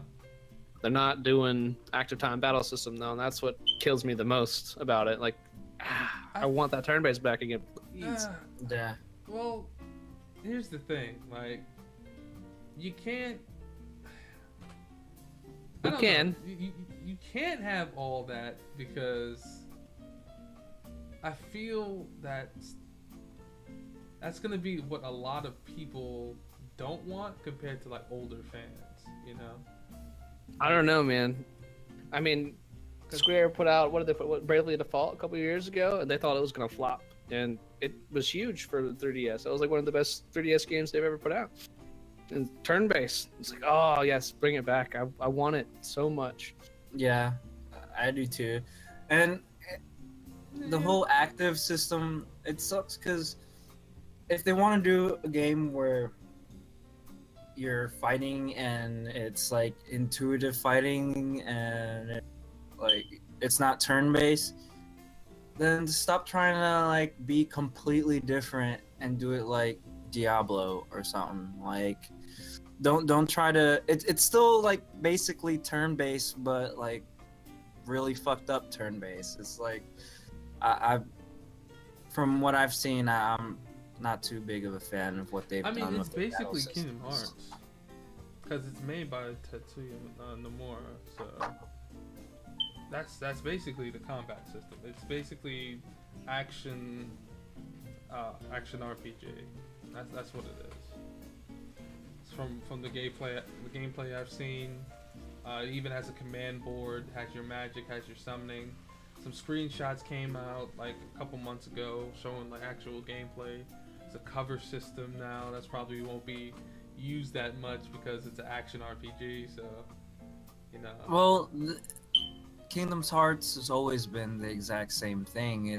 It's really hard for an IP to change genres or make tweaks to a genre, especially really famous and long-running IPs like Final Fantasy. Yeah, so I feel like they're Like- always like. I think right now the people that play Final Fantasy are pretty much like the dedicated ones. Like I don't feel like there are that many new Final Fantasy players out there. 15. I mean, probably did pretty damn well. So But I think those are all people that are just still nostalgic with the whole franchise and not new players. Maybe. Ooh. I'll have to do some research on that because there's been some people who haven't played the Final Fantasy game before who started out, but that was like a small percentage of people that I know. The rest of the people were like Final Fantasy fans who wanted the game, so there's no really like way to gauge that, but So the big question is, will Final Fantasy VII remix or whatever be turn-based, or will it be this active bullshit? it's not. I mean, it's not going to be turn-based. So that's the whole problem for me. yeah, it's not turn-based at all. It's Kingdom Hearts, hack and slash, action oriented. That's the gameplay. Like they said they're not going back to the old turn-based because Right. they wanted it. Damn. Yeah, they wanted to be different. They were like, hey, if you guys want to play the active time battle thing, then just go ahead and buy it on Steam. Right. And I Which was like, I damn. have it, and I was like, I have it on there. It's all right. Damn. Like, Damn. I mean, do you guys really want a remake, or you just guys want like an HD remaster? Of the game? I'm happy with the HD remake. remaster. Yeah, I'd be happy with like- an HD remaster. Tell but us how don't- you really feel. You know? I'd be happy. I think I'd be happy with an HD remake. Yeah. Yeah. I mean, instead of they like could a do complete- good, cool action camera stuff, work with turn-based, and they could do a lot of cool stuff, and it would be fine. I mean, have faith in your original design. The reason that game stood up is because it's so goddamn good with the systems that exist. See, for me, right, I'm not a fan of active time battle because of the menu shifting. Like, Yeah. yeah, I'm not a fan of that.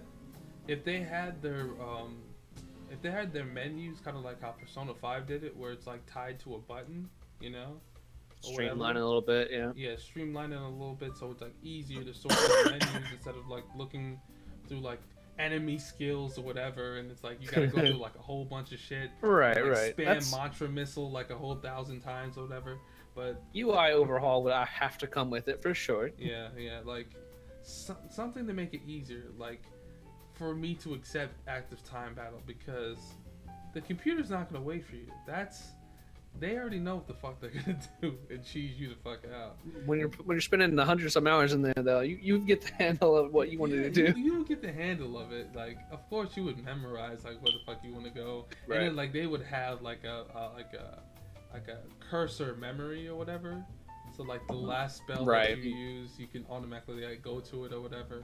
I just feel like they would, if they were going to do just a HD remaster, that's like a suggestion that I would pose up there. Like, okay, just, how about we streamline the menus a little bit so we won't go through like. I mean, I'm gonna play it either way, but I want a good like JRPG turn-based, like full presentation value. Please, somebody give it to me. I would love to see a remake of Final Fantasy VIII. Like, that's my favorite one. They're actually considering doing a remake. Like, I love 7, but I think 8's storyline is so much better. I think. Like, I love 8 a lot. Yeah. I just hated the junction system. I hated I the didn't- draw. I like the draw system though.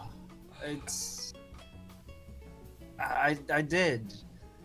If we're gonna pick and choose, like 10's my absolute favorite. Same here. 10's my favorite because 10 really? like Well, I like 10. 9 too.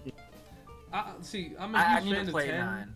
I'm a huge fan of 10 because the conditional turn-based system and the world building. The world building was fucking fantastic in that game. Yeah. But yeah, 8 had like a really great like time travel story, you know, that was like the ending was like crazy because like nothing Yeah. changed.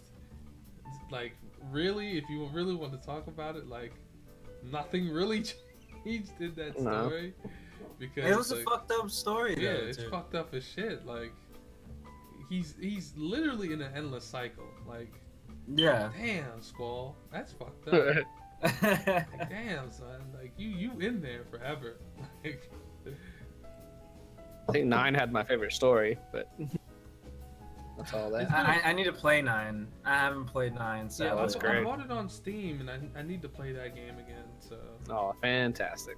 yeah, I need to go through it again. It's just maybe that's what we should do. We should go like through like a playthrough of games, like not Final Fantasy specifically, just in general. Just do playthrough of games nostalgically, whatnot, past games, not new games, and just like do like a recap review of how we feel about the games now as adults, as opposed to when we first started playing them. yeah, cause like when I played 9 for like a couple of hours, I was like, oh my god, this is taking so long. And then I got to the stage fight or whatever, and I was like, okay, this is pretty cool. I like Right. this. And then like The intro for 8 like always does it for me. Like, It's a good intro, for sure. yeah, the it part where was they're like, fighting and he gets cut and shit. yeah, that was like, that was That's my the shit. The tack on the beachhead and shit. It's Yeah. sick. And then like after that intro, it's like this long, like 10-hour thing of like Get to the going top through of that antenna. dialogue. Like this man gotta is not get to that responding to too. anybody. We're still going, and Squall just being a moody little bastard.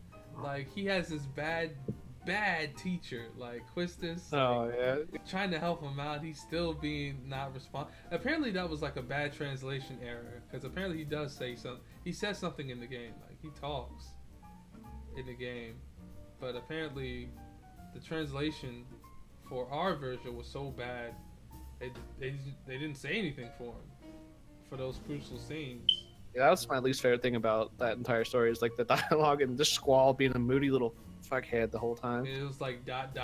or leave me alone, I don't deserve Mhm. anybody or whatever. I was like, come on, man, this is not who Squall is. God, like, yeah. 8 was really interesting because, like, it was. I always loved the school setting. You know, the school setting is kind of cool. And then like, if you got Shiva and then you went to Ifrit's cave or whatever, Yeah. he would freak the fuck out. And he'd be like, Mhm. "What the fuck? You have Shiva?" Like those little Easter eggs are pretty funny. So yeah, so Oh. that's Yeah. yeah, that's pretty much it for Square Enix. Did you want to say something, Xavier? No, I'm good. I put a link up for the E3 stuff, for list of confirmed games, list of rumored games, and we can like go through them real quick whenever you're ready to move on to that. And then the live streams public events, show hours, exhibitors, and that kind of stuff. We can go pretty quick on that. Okay. Whenever you guys want to move on. Basically, the last two are Sony and Nintendo. Nintendo, we already know they're coming out with ARMS, coming out with Splatoon. They need 2. something big. They need a placeholder that's like. I think some Super Mario Odyssey is. It's true. Yeah, but that's like all the way in November. Like they need something September or August. That's like. Well, let's be realistic. Most of the stuff that's gonna be announced is gonna be November, December shit. That's how it always is. It always is because it's cramped holiday. They don't want your holiday money. Yeah, that's the problem. They could have a big third party, maybe that'd be great. That would show up, but I doubt it. Yeah, that is true. Yeah, I doubt that a lot too. All right, so, well, we already talked about Nintendo. Sony, we'll see. Maybe we'll see God of War. Maybe we'll see more. Almost guaranteed, yeah. Exactly, almost guaranteed. I've heard about an HD remaster of Jak and Daxter 1, which that's one of my favorite games of all time. I'm super stoked for that. The new Crash. Oh, the game that everybody's excited for. We're gonna see Knack 2, you guys. Oh, woo! Woo! We all asked for that game. Oh yeah, that sequel. We've been clamoring for it. The Crash trilogy, Crash Bandicoot trilogy, is coming out. Yeah, that's gonna be the remaster. Exciting. Yeah, the remaster. I'm looking forward to. That's awesome. Looking awesome. I'm glad to see Crash is back. Hopefully he gets like a brand new game after this, if things go smoothly, you know. Other than that, there was a couple games that, you know, like Last of Us, which I wasn't really a fan of, but a lot of people are. Yeah, I'm not a fan either. So, Uncharted: The Lost Legacy with like Chloe and Nadine, their new game. The Spider-Man game. The new Spider-Man game that we were talking about. Days Gone. Have anybody heard like anything from this game? Because they've not anything new. I haven't seen it. I haven't looked at it at least, but yeah. They showed it at the end of like. That was like the Horde of Zombies thing. Yeah, the Horde of Zombies game that they showed at the end of the 2015 E3. Right. And everybody was like super excited for it. And it was like, yo, this looks like a pretty decent. It looked like a Walking Dead game, like a legit Walking Dead game. And then we haven't heard anything about the game ever again. I am completely and utterly zombied out. No more. Stop it. Yeah. Yeah, I mean, it was just another. First it was platformers, then it was FPSs, then it was zombies. Now it's MOBAs, and now it's hero shooters. Yeah. Yeah, it's like it's a fad that's just going down the lane. Like, oh my god. I think this year esports is going to be a big thing. We're going to hear a lot about esports. Most definitely. Yeah, we'll see how Sony does a lot for esports in general, because they do a lot. Excuse me, for Street Fighter and for Injustice that's coming out, and for Tekken. So we'll see what they're gonna do to accommodate those for the esports side. I guess that's pretty much it for the floor plan here. We're gonna move on to the list of games that have been confirmed. Yeah, we've already talked about a couple of these. Yeah, so we talked about ARMS. We haven't talked about Battlefield 1 in the name of Czar. DLC. Yeah, DLC. I never played Battlefield 1. I'm not really a Battlefield fan, so. I'm a big fan of like the franchise of back when like Battlefield 2 was on PC. I loved it then. The newer one was great, but couldn't get into it on Battlefield 1. It was just like, no, I don't need it right now. Yeah. Don't need the modern shooter right now. I think we're all burnt out on that one. Of course, yeah. You know, Madden and NBA Live is. Whoa, hold on, what? NBA Live 18? Yeah. They are coming out with an NBA Live game after the failures of the past. That is apparently happening. They have a monopoly on basketball games, man. They have to. No, they have a monopoly on football games, not basketball games. Because 2K. That's true. That is 2K. Yeah, NBA Live has been shitting their pants since like since like 2010. So they haven't been a real competitor for 2K in like almost 10 years. FIFA continues to be amazing every year after year. Yeah, I mean, there's not much you can do with FIFA other than like a roster updates and maybe some feature changes, and that's pretty much it for like streaming. Because Battle Sloths. That looks like it's gonna be interesting. Battle Sloths. I've never seen anything about. Let me look that up. Real The quick. Great Pizza Wars, apparently. Battle Sloths.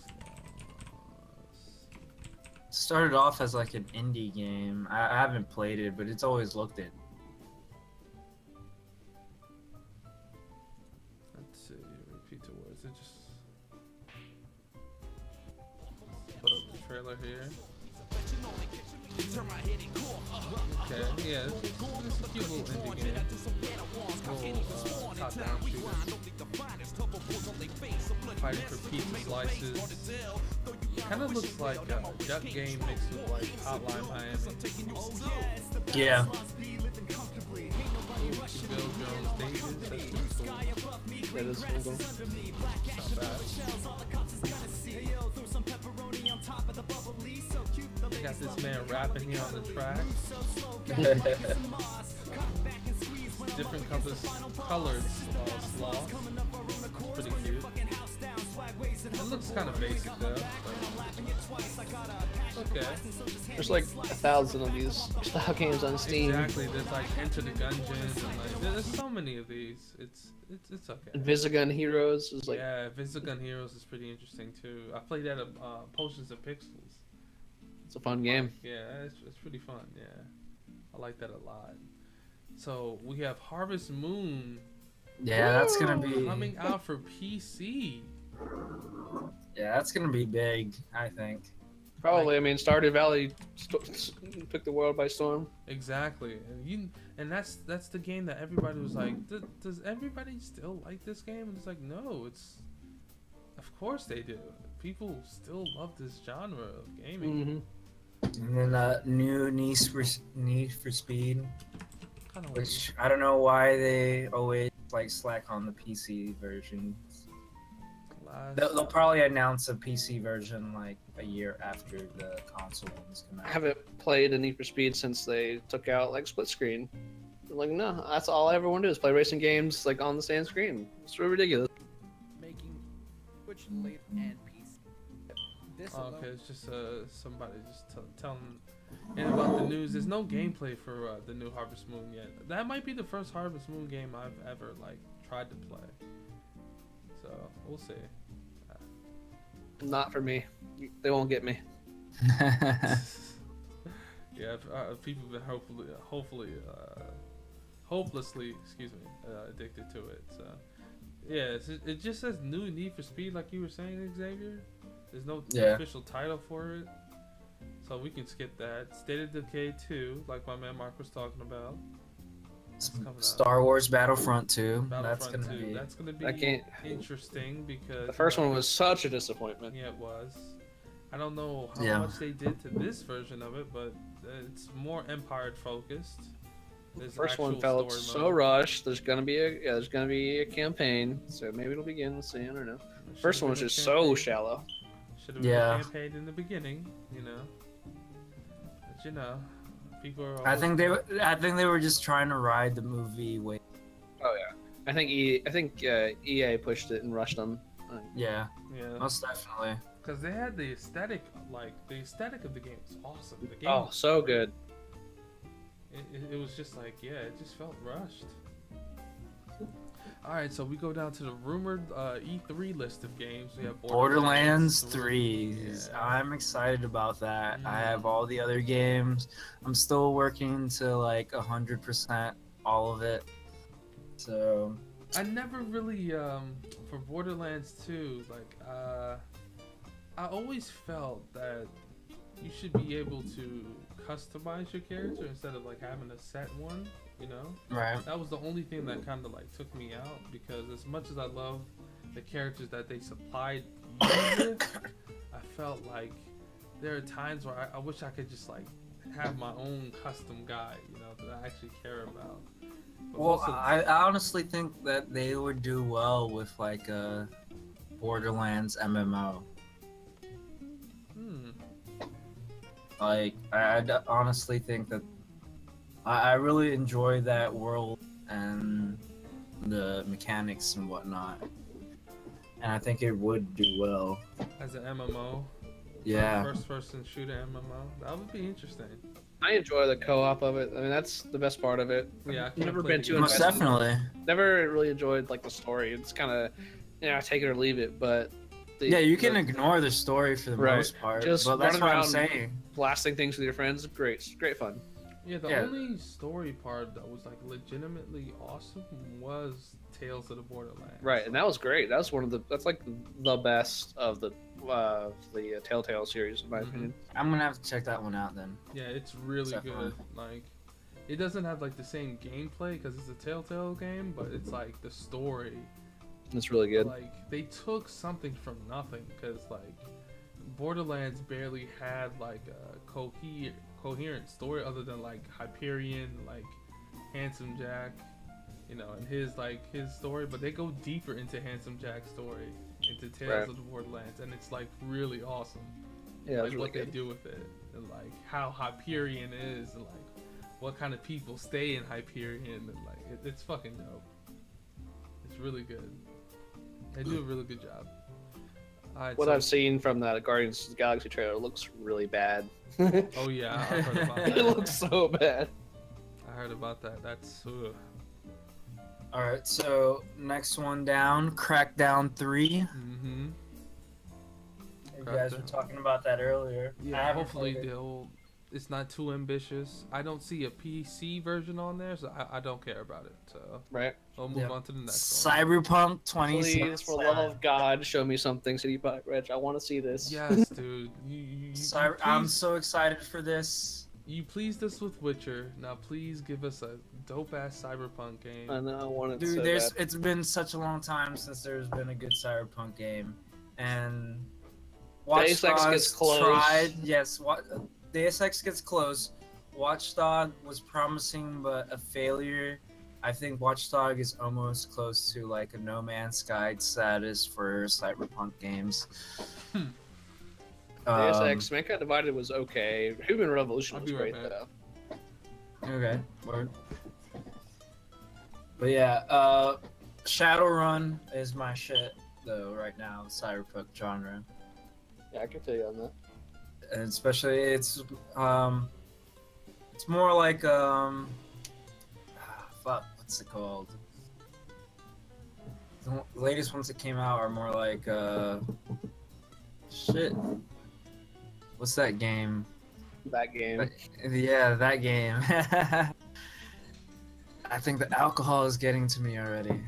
That'll happen sometimes.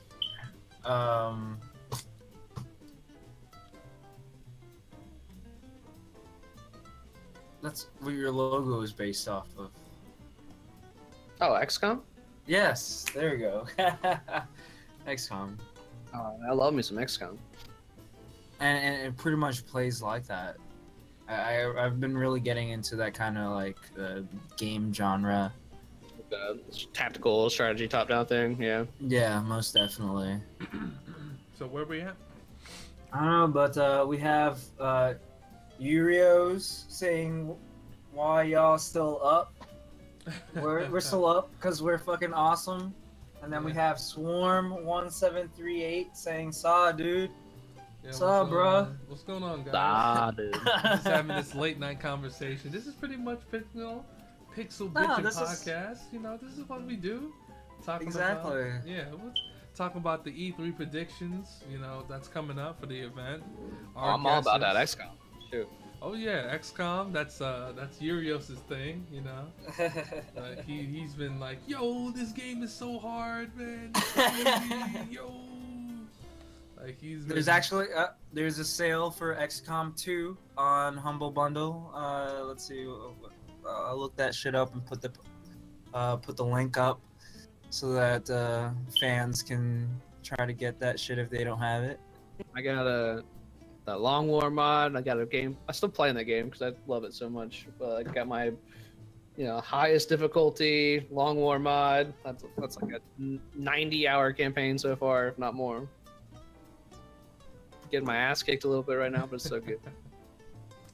True. All right, so Alright, so we already talked about Days Gone, Destiny, Final Fantasy VII Remake, we already talked about that. God of War, we know that's coming. The Nordic gods now are being teased for God of War. That's gonna be a new interesting take aside from the Roman gods. Looks like it's gonna be this like, or Greek gods, sorry. right. So now they're going Nordic, so that'll be pretty sick. Kingdom Hearts 3. That's gonna be big. That's gonna be big, but I feel like I'm gonna be honest, I don't care. Yeah. The story's too convoluted, and true fans are the only ones that are really gonna be into it. Right. At this point, why? I think it's gonna end up being Kingdom Hearts 2.97. Yeah. Right. Days of Revolution, EX plus Alpha. I don't know. There's some extra bullshit that they're doing. Here's an interesting one though: Mario and Rabbids Kingdom Battle. So it's the Raving Rabbids from Rayman. Right. Plus Mario together. So I don't know what type of game that's gonna be. Apparently there's been a lot of rumors about this, so it's like damn near confirmed that it's coming out. Right. I don't think anyone has any idea exactly how it's gonna play out. But yeah. So that's gonna be an interesting one. We talked about Middle Earth: Shadow of War. Yep. That's that's gonna be coming out. It looks interesting. Hopefully they change how you traverse, more stuff to do. Hopefully it's a little bit harder. The last thing that I hated about Shadow of Mordor is like when you shoot somebody in the head with the arrow, and it's like I'm immune to arrows, but I still shot you in the fucking head with the arrow. yeah, it should be like he locks it, or he's wearing like a helmet that would obviously make him immune to arrows. Yeah, that totally took me out for like a second there. I was just like, what the fuck, dude? Right. I even did like the slow motion wraith mode, like shoot to the arrow thing, So weird, so weird. Okay, so now next up we have the next Assassin's Creed. Well, Egypt. We were all talking about that, and you hear my Ubisoft the game. Yeah, pretty much. Climb towers the game and fall into a hay bale. Yeah, I see you guys in chat. What's going on? The late night lurkers. What's going on, y'all? Don't forget to follow the channel. Really appreciate you stopping by. Okay, so after this we have the Shenmue 3. Earlier we were talking about that. How do you pretty much if they continue off the story that everybody was like wanted to conclude altogether, then fans should be satisfied. Hopefully they'll have a faster start to the game, something that's more streamlined and more immersive. And it's one of those things that's been built up so long. I don't know if it's gonna satisfy the fans the way they want it to, but we'll see.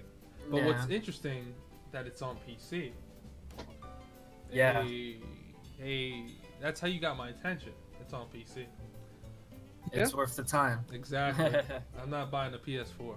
So. No, exactly. I'm not doing that either. So. Yeah. Maybe eventually, when I have excess money to when you have continue my collection. Yeah. But that's when I'm excess balling. Cash. Yeah, that's when I have like my own private jet and shit. Oh man. So so South Park, the fractured but whole. That we talked about that. Fun. And it's a thing, and that's not rumored. It's happening, right? Yeah.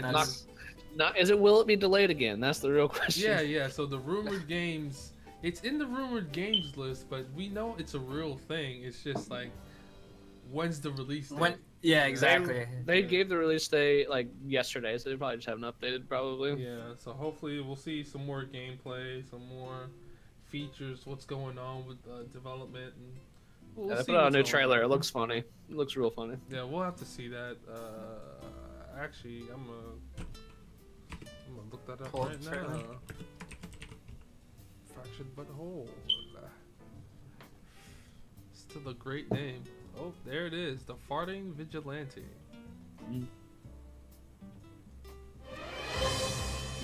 Capcom, I'm standing outside where a vigilante has declared war on crime in South Park. Even like the Security camera aesthetic. footage showed a young person farting at people's The aesthetic faces is on their so balls. South It was Park. just It's so terrifying. good. You ain't never Like, heard a fart It looks like like you're this, playing an man. episode. Your Yeah. kid just Exactly. started That's farting what I on was people. gonna say. It was You're out in of the nowhere, episode. man. How long before Hero kills an innocent person? Just like a truth is How long fantastic. before Daredevil becomes the Punisher? Huh? 3 seasons? 3 We seasons! need to get some audio on that, man. Yeah, Crime is out I of can't wait for control this in our game. town. The Coon and first friends one was are so this good. city's I only still hope. need to like 100%. All right, now you need to go out into the town and do superhero stuff. Apparently help there's people like a and fight crime secret and dumb shit like that. orgy and like, there's like a whole bunch of shit that just happens in this game. There was like a bug. I wasn't able to get like Well, one of the how's the character sheet Chimpopo heading? mons because there was a bug. And apparently they fixed it later, but that was like the only thing keeping me from 100% in the game. I already let you dual class. There's nothing left to talk about. Oh, this is pretty sick. Yeah, You're it's not gonna be those so dead good. puppy eyes. You are not going to have 3 classes. Yeah, I like how they're going with the whole super aspect with it this time. Yeah, last one was like the Game of Thrones fan stuff. Now it's Yeah. Marvel movies. Yeah. Dude, I'm so Go to into this Paris to now. get a 'Cause $2 the enhancement superhero and part pump is brakes like checks. right down my alley. Super I crazy. like it. Southpaw, Dude, the fractured. I hope but the whole. next one is like their anime version Available one. October 17th. You know how they did Like the big anime ninja, episode? yeah. Yeah, exactly. That'd be fucking hilarious. Pre-recorded bonus. You see Tally pop up out of nowhere. Alright. Hey, let me get that joint. Alright, so yeah, man, South Park is too funny, man. Way Yeah. too funny. Oh man, alright, so in other news, there's some more Bethesda stuff. That's Bethesda Land. What the fuck is Bethesda Land? I don't fucking know. That looks like another Harry Potter theme park nonsense where you get butterbeer and pass out. Apparently there's 2 under construction areas that are supposed to be like new IPs potentially. Like that's the biggest thing about that. So maybe they will have a new IP that they'll announce. It'll be interesting. Ooh, that is interesting. And they're talking about 343 Industries announced Halo 6 won't be shown at E3, but the studio will have something else to present. So More Halo Wars that no one wants. yeah, only a couple people want Halo Wars, but not all of us. Yeah. Alright, so that next tab for conference schedule. EA is scheduled for Saturday, June 10th at 12 p.m. Microsoft is scheduled for Sunday, June 11 at 2 p.m. Bethesda is Sunday as well at 7 p.m. PC Gaming Show, Monday, June 12th at 10 a.m. Last year's one was much better than the year before, the PC Gaming Show. They improved it. Yeah, but usually it's always the big 3, Microsoft, Sony, and Nintendo. Like, they always have the best presentations. Yeah, that is true. It's Ubisoft, Monday, June 12th, 1 p.m. Sony, Monday, June 12th, 6 p.m. Devolver Digital to be announced, and then Nintendo Tuesday, June 13th at 9 a.m. I'm actually surprised Devolver Digital in that lineup. I think it's the first year. Yeah. They might have something big. I would imagine so. I mean, it's gonna be cool. Or E3 is running out of companies to. Well, this is Do the that first year that E3 is open to the public. Yeah, That's true. because So it's gonna be interesting. Like, it's gonna be interesting, but it's just like they've been having trouble because a lot of companies have been pulling out of E3 Blizzard and Nintendo. because it's like, why do yeah, this? because everyone wants to do their own conference. Yeah, and why not save money? You know. Yeah. I understand the concept, but they're also, I think, killing the community that way. It's sort of like we've discussed this before. It's like yeah, this industry is really popular, but publicly it's still kind of like an underground thing. Yeah. And people are oversaturating ideas instead of trying to unify the community. Yeah. Like the FGC community, like there's a shit ton of events almost every fucking weekend. As a casual fighting game player, I'm not gonna be invested in trying to go to an event every fucking weekend. Having an event every fucking weekend makes your event less unique. Like, I want an experience. I don't want the same shit day after day kind of thing. Yep. And that's the problem with a lot of things now. And it feels weird because E3 has stagnated the community for not letting it be a public event for the longest time. So now that they're actually doing it because that the companies are pulling out, and that's kind of still underhanded because, hey, you could have let the public in before, you know what I'm saying? Like, that could have like built up the community more to have those companies stay there, you know? Like, a company would have like double taked it if they were like, okay, it's open to the public now we can have merchandise over there, we can sell that, and like, you know, get actual fans the hands on the game instead of, because they can put up a video anytime they want. Exactly. Like, you know, like they can do this press conference anywhere, anytime they want. What's the point of doing it here? They're literally saying, why are we paying E3 these people to show off our games now that Twitch and videos and like the resolution and everything is so much faster than what it was 10 years ago. Like, before we had to rely on E3 to look on like Spike TV. Remember those days of like G4 TV and like G4, yeah, like we had to rely on actual cable because the internet was like shitty back then. So we really had to rely on like cable TV. Now our internet is good, and like my internet is just fine. So it's like I can stream that shit. I can watch it from somewhere. Nintendo can do it on their own website. Streaming is the hot shit now. So why waste hundreds of thousands of dollars for a vendor spot at E3? Well, we could just do it from the comfort of our own company. So it's just business logic now. And now that I feel like a desperation move has been set, because like E3 is like, okay, now the public is allowed. Now you guys can come in because we need to fill in some spaces, you know. And it should almost be that they should make the full shift, make the big press conference things like a separate entity, and then have this whole public thing. Because now with all the public there, it makes it harder for all the people trying to get in there and have meetings and stuff. Even worse. Like, that sounds like a terrible idea. That's what I'm saying. It just felt like a desperate thing. And I think it goes back to how companies are pulling out and doing their own conferences. Yeah. They're losing money, and this is the only way they're gonna make some money, is including the public, having some vendor spots opened for merchandising and stuff like that. Because a ticket to E3, before it being open for the public, like, first you need to get like credentials, press pass kind of shit, and then it's like $600 or $300 type tickets. Like, it's fucking ridiculous. It's dumb. It's dumb, and that's why a lot of companies are like, yeah, we out of here. We're done. So, yeah, it's a lot of factors that kind of like, it's the same thing that's going on with PAX now. Like, a lot of people are preferring the smaller PAX events because it's a lot easier to navigate through. It's less stressful. Actually, games. Yeah, you can actually play games and not like be stuck in line forever.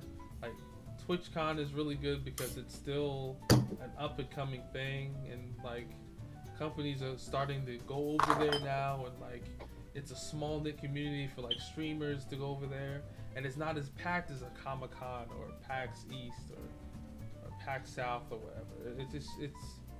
It's its own thing. Like, and it's small, and it's easier for us if we decide to go to that event to like have a good time and not wait 3 hours for one game. Fuck that shit. I would never be in that type of event. Like, sheesh. Well, Like the Zelda lines at E3 last year. Not a chance. I wouldn't. There's no way. I wouldn't even think to get in that line. Oh man, that would suck. That would actually suck. yeah, like I'm not the type of person that would camp for anything. Like, You gotta keep it not moving, gonna happen. man. Yeah, exactly. I'm not, time is money. Like, I'm not gonna spend. I'll do some midnight releases for like games sometimes, but that's like it. And now you can just download them, so that's not even a thing Exactly. anymore. And even with midnight releases, it's not like it's gonna take hours to get through. Nah. It's gonna be like you already pre-ordered it. All you're doing is picking it up. You're in a line with people. The longest you might wait is an hour, and that's because you're comfortable in talking to people. Usually, the workers at the stores just want to get you out of there. It's crazy. It's ridiculous. Funny enough, I've DJ'd a couple of midnight releases for GameStop. It's pretty cool. Next time you do it, let me know so I can just like. Oh, that was when my over. friends used to work at games. Now they don't, but it was interesting. It was fun for a while. But definitely, it's an interesting system that GameStop is trying to do as far as like promoting different events and whatnot. Well, they're a publisher now. They are, and they're publishing their own okay games. And I said okay in quotations, like Right. Wait, are you saying they're publishing OK Games because that's the name of their publishing company? no. I'm just saying their games are just decent. It's not like a play on words. Nah. But, Okay. like Song in the Deep, and there was another game that they had that came out in GameStop that I don't really care about. So we'll move on to the next thing. So all right, let me get this PAX footage out of here because there's a lot of things we need to finish up on for this podcast. Because usually this podcast, if you're listening to it now, this is gonna be like a chill, talkative podcast that's gonna go on as long as we feel like gonna go on to. Yeah, until we get tired of each other. Exactly. Just No, talking shit. and that's what it should be. Like, honestly, like, this is gonna be something where we're gonna let anyone join our Discord, join in on the conversation. It's a roundtable thing. Don't be a dick. If you're a dick, we'll kick you out, kind of thing. Definitely.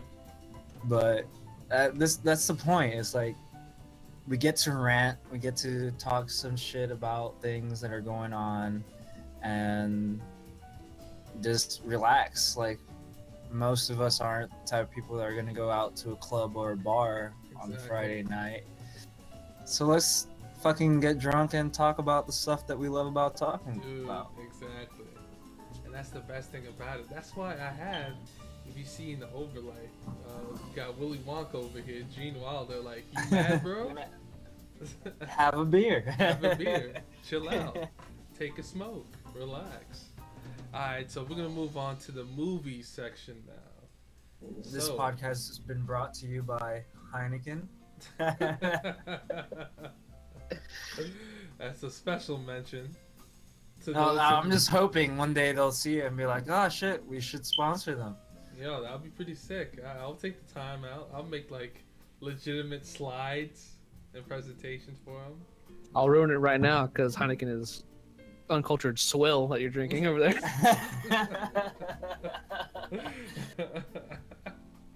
Vigets, man, Vigets. I feel you. That's how you feel. Damn, they're already dropping us already. They're like, fuck them. They are out of here. Drink responsibly, y'all. Drink responsibly. Or irresponsibly. Whatever you do in the comfort of your own home. Just don't go out. Yeah. Yeah, just don't go out. Don't go outside. Just Don't endanger other people. yeah, don't endanger other people. Don't be a menace to society on whatever fucking day it is. Alright, so now we are on movies. Alien Covenant. Yeah. Yes. I'm so So good. fucking excited about that. I need to watch it. I need to go see it. There are other movies that we will mention throughout this that I'm excited and haven't seen and disappointed in of me myself for not seeing it. I've heard this movie, there's a lot of like mixed reviews of this movie. There's a lot of people that love it, and there's a lot of people that hate this movie, and I mean hate it. There's so many people that hated Prometheus, and I didn't think it was all that bad. It wasn't like the end of the world shit that everybody said it was. Yeah, like I did like a lot of scenes from Prometheus actually. Right. There's like a scene. No, but yeah, you have to take it for what it is. This is building up to what the originals were. These are prequels. Yeah, pretty much. Right. It's Prometheus, Alien Covenant, and then the original Alien. Like that's what's going on here. We don't know what the fuck's And out there. like the aesthetic in Prometheus, I think they nailed the way it looked and felt was excellent. Yeah, like That's the best Ridley part Scott, about it. Ridley Scott will always get the production like right. He will always get that. Like that's the best thing about him making a movie. But it's always nowadays, it's always about these writers that write these storylines that are really inconsistent and show like parts that people don't care about. Like Prometheus, right? It's a lot of good scenes in the movie. Like especially there's one part where I can't really spoil it for people. It's basically Dude, the movie's been out for a minute. You can spoil the fuck out of it. the part where she's taking the alien out of her womb. Right. That Right. part is awesome, dude. It is awesome how like gruesome that shit is, and like how she has to. And then Like, she gets up and run around like, oh, I just had this major operation. No big deal. no big deal. I literally tore like, she literally tore her vagina apart, and it's like, nah, I'm good. Everything is fine. Everything is a-okay. So That's 5 years ago. You can spoil the hell out of that. yeah. Yeah, exactly. And a lot of people who were interested into like, what was the name of it? It was Space Jockey? yeah, Space Jockey. Apparently that's in the movie, in this movie. Apparently they'll go into more detail. I haven't gotten this movie spoiled for me yet, so it's like I'm pretty much like spitballing here. Yeah, they go more into the Space Jockey, like behind the scenes, more story, more lore. Which movie? Prometheus. Co- and Okay. then Prometheus leading up to, Alien Covenant, basically. Wait, so there's gonna be something else in between coming out? What I'm saying is like there's connections from Prometheus in this new movie. Oh yeah. Yeah. Prometheus is like the beginning of everything, Yeah. and then Alien Covenant is pretty much right before the original movies. The main complaints I've been hearing about Alien Covenant is like a lot of the stuff that people didn't like about the movie is amplified in Alien Covenant. Like, and I don't know what that is, so I'm gonna leave that up to like. Right. Haven't seen it yet. Yeah. We'll wait for that. So we'll probably have to see the movie, come back and like talk about that in full detail or whatever. Have like a spoilers talk.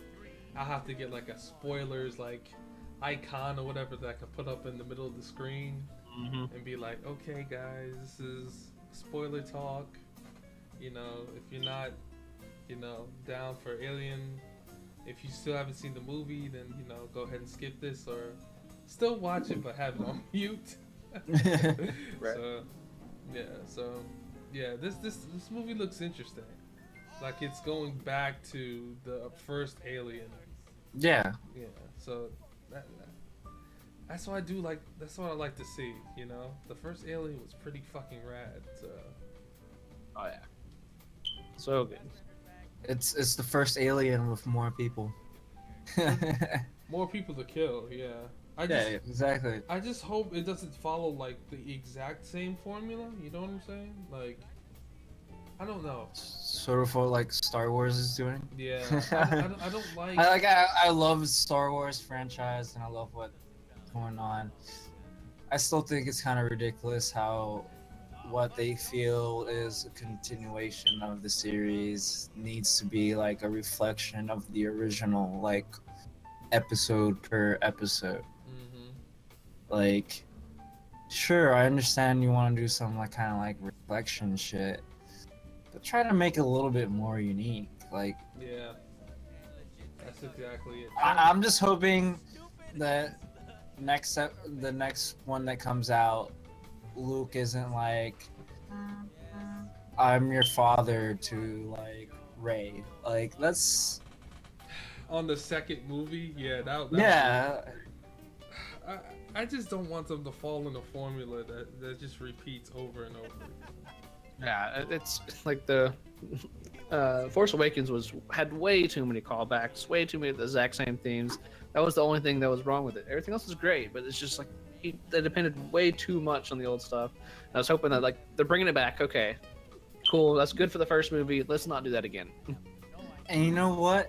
Honestly, I know a lot of people me for this, but episode 1, 2, and 3, those are the one things that I appreciate about those. Those did not call back to the originals at all. Yeah, they tried something new, but it didn't. Exactly. And I think, honestly, that the reason they're making these new movies fall back onto like the original blueprints of the originals is because 1, 2, and 3. They're like, oh fuck, if we try to do more Star Wars movies, we're gonna fuck it up if we don't give them what they want, which is the first 3 fucking movies.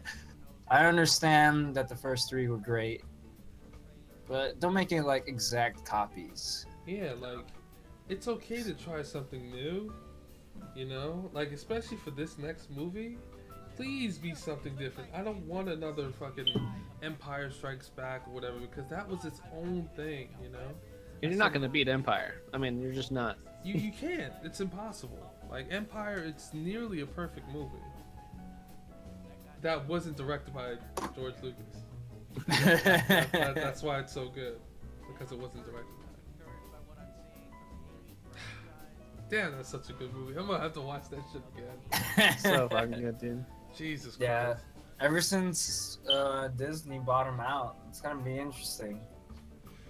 They're gonna after this next series, after they finish 9 and they do their in between ones, they're gonna milk the fuck out of it with like a new family or a new cast of characters, same universe. We'll see how it goes. Yeah, I'm curious after they finish the trilogy because I mean the side story stuff. Rogue One was a phenomenal good movie. Yes, Rogue One, I would have to say was phenomenal, even though I fell asleep.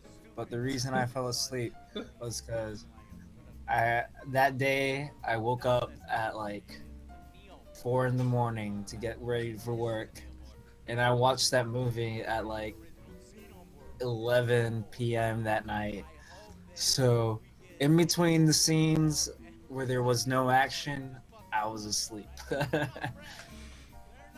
No fault to my own, I was just fucking tired. I understand. Like, I thought that Rogue One was awesome because it was like actual battles, actual warfare and stuff like that. And something completely different in that universe that we haven't seen before.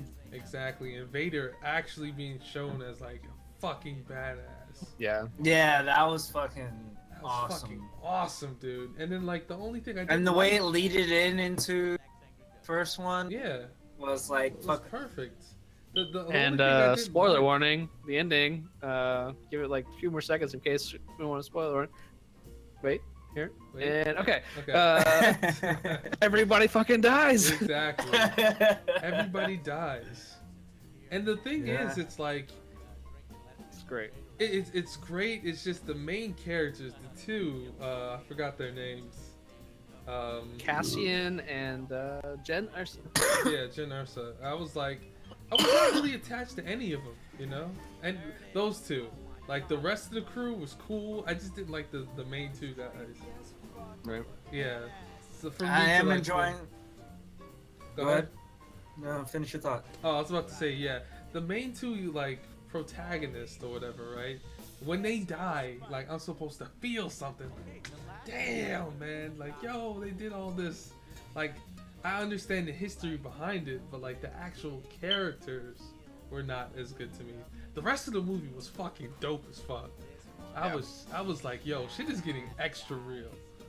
Yeah. Like, motherfuckers is dying left and right. Apparently they wrote like 3 different endings, and because they were scared that Disney wasn't gonna let them kill everybody, and they were like, no, that sounds awesome, let's do that. I was like, yeah, that's how you do it. That's how you make that story worth it, be its own thing, and elevate it to something else. And just let everybody die. That's good. Mm-hmm. Stay away from the norm. You know, we already had that. That's what makes the original movies great. You know, except for Return of the Jedi, but that's its own. There's some issues there for sure. Yeah, there's some strong issues, but all 3 are still fantastic. Just do your own thing. I can't wait. I'm pretty excited for like the Han Solo, like the movie with the childish Gambino. Yeah. Danny That's gonna be Donald fucking. Glover. And I think it's gonna be Chris Pratt playing Han Solo. No, I think they already set up someone else. Let's see. Did they? Yeah, it's I thought that was somebody like else. their first pick. He's already Star-Lord. I mean, it'll be such a silly crossover. What are you talking about? Like, look at Ryan Reynolds. He's fucking Green Lantern and Deadpool. Alden Ehrenreich gets Han Solo. Okay. Yeah, but it's pretty much both. Yeah, that would be weird if he was like Star-Lord and He's already playing a Han Solo character. He doesn't need to actually play Han Solo. Damn, like. But his character would be the perfect Han Solo, I think. Like that's two Disney franchises he would lead in. That's crazy. Yeah. Dude, he is fucking He's good. Indiana Jones. He is He's Harrison Ford. Chris Pratt is Harrison Ford, yeah. he's the man right now. Yeah, he's doing his shit. Most definitely. And like, imagine he came from like humble beginnings. Like I remember he was like fat and he was in like Community. Parks and Rec. Parks and Rec, yeah, not Community. Parks and Rec. No, wasn't he also part of Office? No, it's just Parks and Rec. Yeah, Parks and Rec. That man came from the bottom. Now he's fucking making. Yeah, he's doing it. He's making money. All right, so. No, but I like his character. All right, so what's next? King Arthur. I heard. I heard a lot of people. Well, personal people that actually like wanting to see this. I didn't really read any review of them seeing it, but I know a lot of people went to go see it. I was unaware of this movie. Put up a trailer because I haven't seen this at all. I'm putting up a trailer now.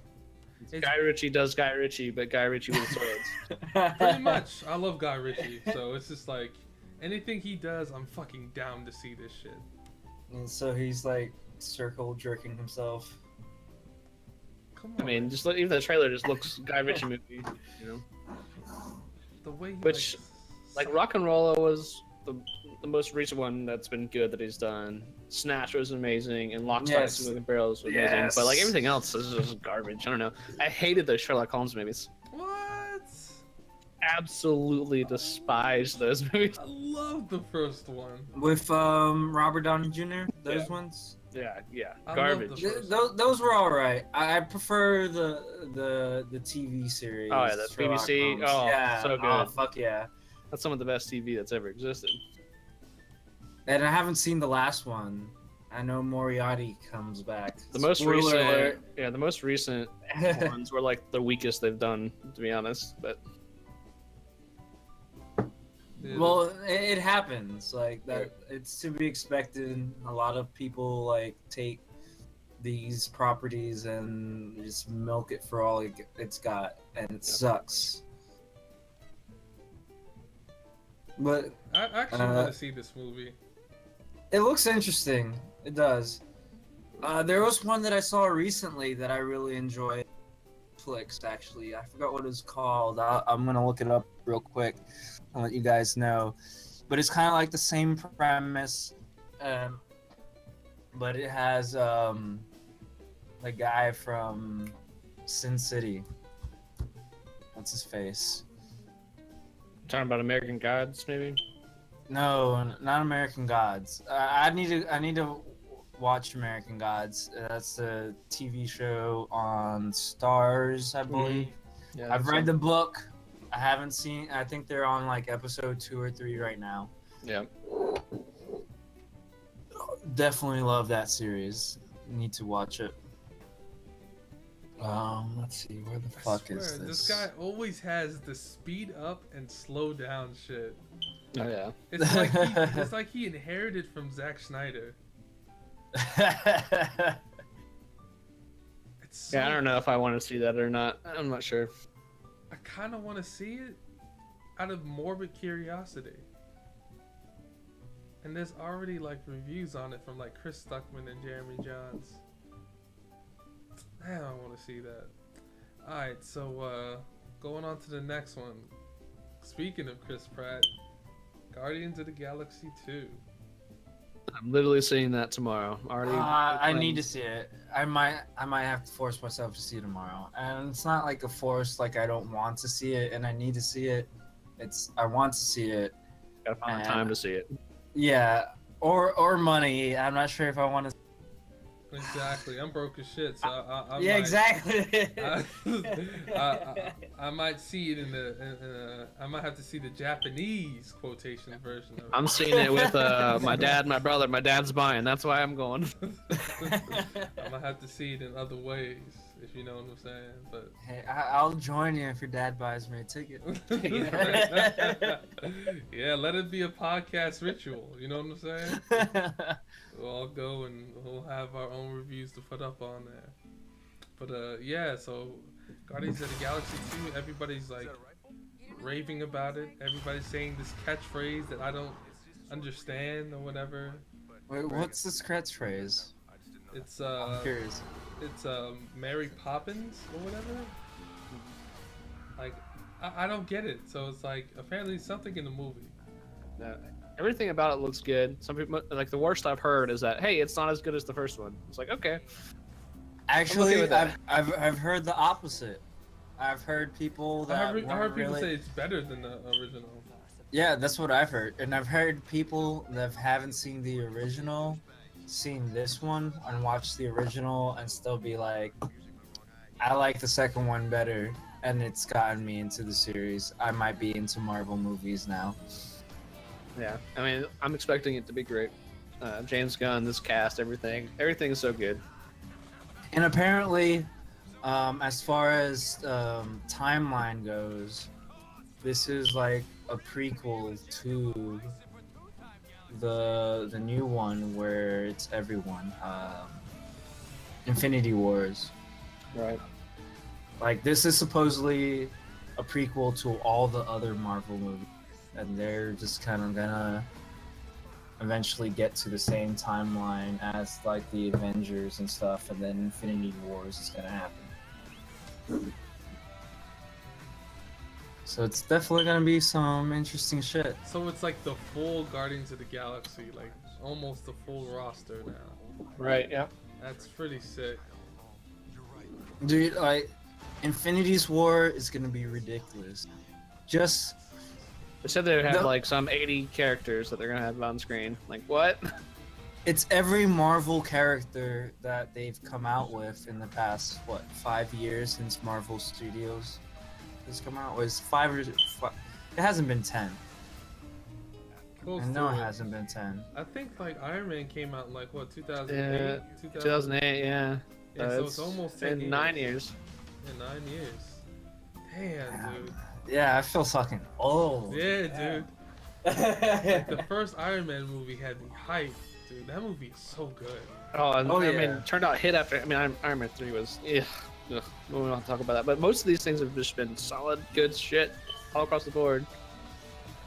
And what I like is that no one ever thought that comic book movies were gonna be a thing. Right. Like the 90s and 80s attempts to it were so shitty. Well, they're nostalgic.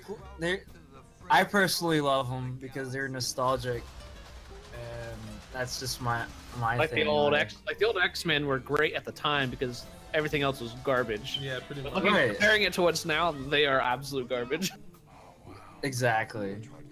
But I really love the attention that these fantasy movies and comic book movies are getting, and how we are trying to expand between the general stereotypical genres and stuff like that.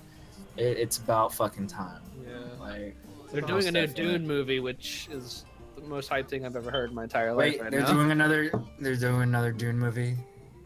Yes, sir. Oh my god. And it's the director that did Deus Ex and Arrival. Ooh. I think I might have jizzed in my pants a little. Right. Ooh, Arrival was good. Yeah. And Arrival. if you, Speaking of Dude. Arrival, I might have to watch that movie again. Like, I have Really? not seen Arrival, and I've been told it's really good. I need to watch it. or did you not Deus? Ex Machina was the movie. Yeah, Ex Machina. Yeah, That was Ex so Machina was the shit. I fucking loved it. Yeah. That was definitely an interesting twist in the end. Yeah, I love that movie. That was great. New Blade Runner coming up too. Exactly. Oh yeah, dude, I'm fucking excited about that. I just hope it's. I hope it's. I'm decent. worried about it. Yeah, I know. I'm Hope worried it's about decent. it. I'm super Because excited. of Ryan Very Gosling. worried. No, We're Ryan all Gosling worried about is- Ryan Gosling. Ryan Gosling he's good when he wants to be. Like, he was great in Drive, and He doesn't worry me. It's just like, what more do you have to Pretty say much it. about this? And can you do it justice? That's it's like I think they will. it's like, is he a replicant? Is he not a replicant? I don't know what's going on. Like, they're teasing it in like all the trailers and stuff. I know. I'm curious. We'll see. We'll see No, how that no, goes. the only thing that bothers me is that Ryan got too clean in that movie. Like, this is a dystopian future shit, and he looks like he's still like in Hollywood. I feel like that's probably intentional to like for the juxtaposition between him and Harrison Ford, probably. But yeah, Sure. That's the thing about his character, though. It's like it's really hard to see him in a movie and like think gritty. I'm gonna put up Blade Runner trailer. oh yeah, I need to watch that again, anyways. 2049. Right? That's the name of it. 2049, yeah. Yeah. Yeah, official trailer. I'll put that up on stream so you guys can see it. God, I hate they do this every single time. They do like this montage of what you're supposed to see in the trailer, and then show the trailer. Right. What the fuck? Stop doing that stupid shit. Gotta get the ad blocker running. Exactly. And then Jared Leto. I mean, don't do that ever. It's supposed to be like this creepy villain kind of guy. With Oh, and there's Jared Leto. yeah. I'm still, I don't know. I still can't validate Jared Leto as an actor. I can't. Like, he has good moments, but like putting I don't think he's a good actor. yeah, like putting him like in like as an anchor for a film, I don't think it works well. Like him I mean, being well, a side Requiem for a chick. Dream was great, yeah. And what was it? Dallas Buyers Club. He was alright. Yeah. Yeah. He's not a good Joker. I don't think so. Like, Well, that everything was wrong with that movie. yeah. Yeah, everything was wrong with that movie. This movie is like, again, it's gonna be the classic Ridley Scott, stupid good production. But look at Ryan I Gosling's don't- face. Exactly. Like, I don't know He- how he the story's doesn't- gonna play out. He doesn't. His face does not look like he's ever gone through suffering. Like, seriously, that's the problem with this right now. It doesn't bother me at all. I don't know.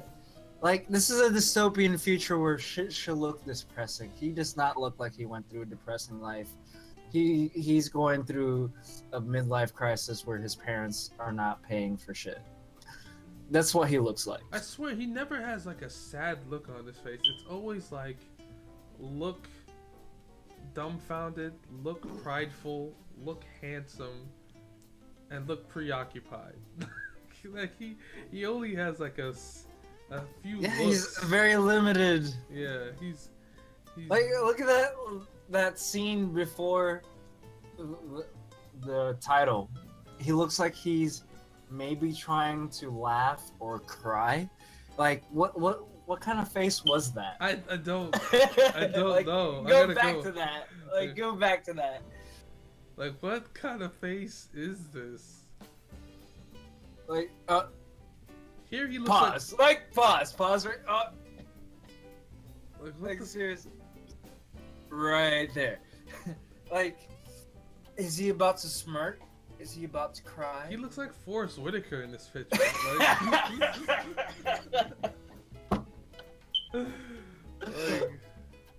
Like, what the fuck is wrong with his eye? What the fuck? Like, he just ran away from his parents for a while. He didn't feel like he needed their money, and he's in the middle of fuck knows where. Mark, how you feel about this, dude? I mean, I don't. He does have a weird face. I'm not gonna lie. But the other good news about this movie is it's also the same guy from Arrival. Yeah, that's pretty much it. That's the only thing I have faith in. But hold on, I'm gonna go back to this fucking Harrison Ford run that he does. That He's doesn't such look, an old man. He's so old. like it doesn't even look like he's running. It looks like he's just like he's on speed 3 on a treadmill. So watch this run. He's struggling. He's struggling hard. I hope you guys see that in the stream. He looks like he increased it from 3 to 5 on a treadmill by accident. This shit always has me dying, bro. Every single time. Oh, he is fucking old, man. Yeah, I know. He is. And he did, he did break. That shit is always gonna make me laugh every single time.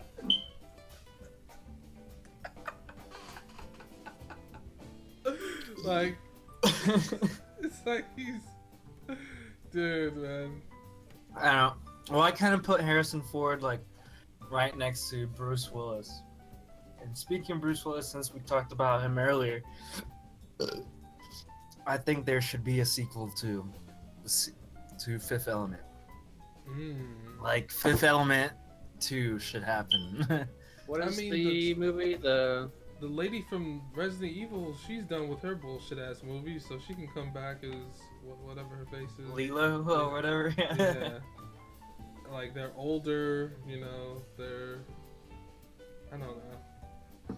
If they did a remake of Total Recall, I'd rather have a sequel than a remake. yes, most definitely Yeah. a sequel I than a don't want a remake. fucking remake. I hate that shit, dude.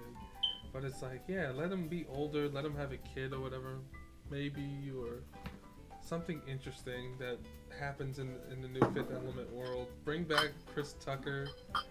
Yes. No, don't bring back Chris Tucker. Yes, no. no, that was great. Bring him back. Yes. Jesus Christ, the most annoying character of anything. That's what made him so great. Oh He was the Jar Jar Binks of that movie. Good God, he was something. I guess what's the director of Fifth Element's got that new crazy space movie with the Valerian City of 1,000 Planets or whatever. Yeah, I was really interested in that one because I saw a trailer on it from when Yeah, I I was think it's watching- just called Valerian. Yeah, Valerian. No, it's like the full title. That's Yeah, I think that's the full title, Valerian. Valerian and the City of 1,000 Planets. Yep. Okay. That's the full title. And I saw it on. It's with the guy and the chick that are like running away together. Yeah, that's or whatever. that's my main worry about that is the actor and actress. Like neither one. Yeah, of they them look have- kind of They look out dull. of place in that movie. Yeah. They look Yeah. dull as fuck. I don't care about any of them. Alright, I'm gonna go take a piss and I'll be right back. Don't fall in, baby. I won't. I still have 6 more beers to go through. Oh my god. do what you gotta do. But yeah, what was I saying about? See, I lost my train of thought. Damn it. Nah, Blade Runner, Valerian. Yeah, it was just on Valerian. There was something before that. Fifth Element. Fifth Element. You know, something in between that I was thinking of. Man, fuck it. I don't care. I shouldn't even worry about it. I don't even care anymore. Yeah, so I think we're almost done with like everything. So as soon as he comes back, we'll probably wrap it up and we'll get some sleep, and then we'll shout out what we're doing next time. He's got a little bit of a buzz to sleep off anyhow. Exactly. My man said he has 6 more beers, but we're not gonna let him drink. He's over here slurring himself. Exactly, and I'm not gonna let him do that for the longest time. So Poor fella. I'm on Twitter right now. That's dangerous territory. I follow some dangerous people on Twitter. I can't have that on stream. Not in this one. I don't think so. Yeah, man. Gotta get that dual monitor. Slide it over to the other one. Oh, I do. I should have slid it over. That's what I'm gonna do now. Boom. There we go. No nonsense. Yeah, man. But yeah, the new movies that are coming out, I can't wait for all these. Hopefully 2049 is gonna be good. One thing that's guaranteed to be bad is this ABC Inhuman show. That show looks so bad. Have you seen the picture of like their costumes yet? It's so terrible. Oh no, I haven't seen the picture yet. If you can find a link for me, I'll pretty much like look at it. Yeah, let's see. Like just I already knew it was gonna be bad because no one's gonna adopt the Inhumans well anyway. But this image is the worst.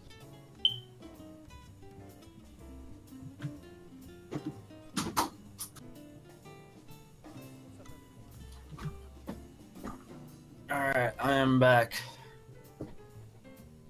Ew, yeah, I did see this picture. Yeah, it looks so bad. Alright, what picture? What's going on? Inhumans? The picture of the cast of the ABC Inhumans. That's going to be so terrible. It looks so basic. Yeah. I wish I could. That is horrible. And it's on network TV for one, so it's already going to be terrible. Now that just so bad. God.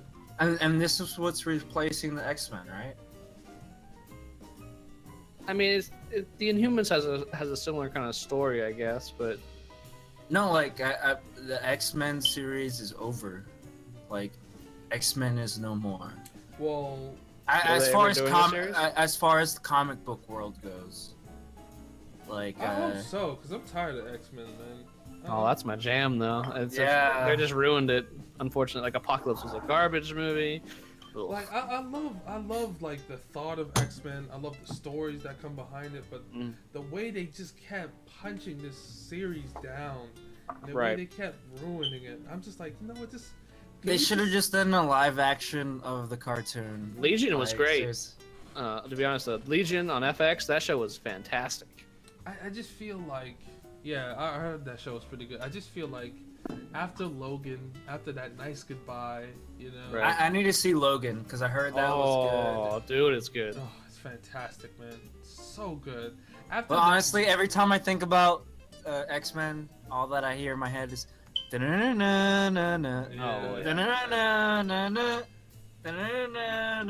heard the Japanese version? I have not. You need to pull it up. Okay. Pull it up. So the Japanese version of the intro is fucking crazy good.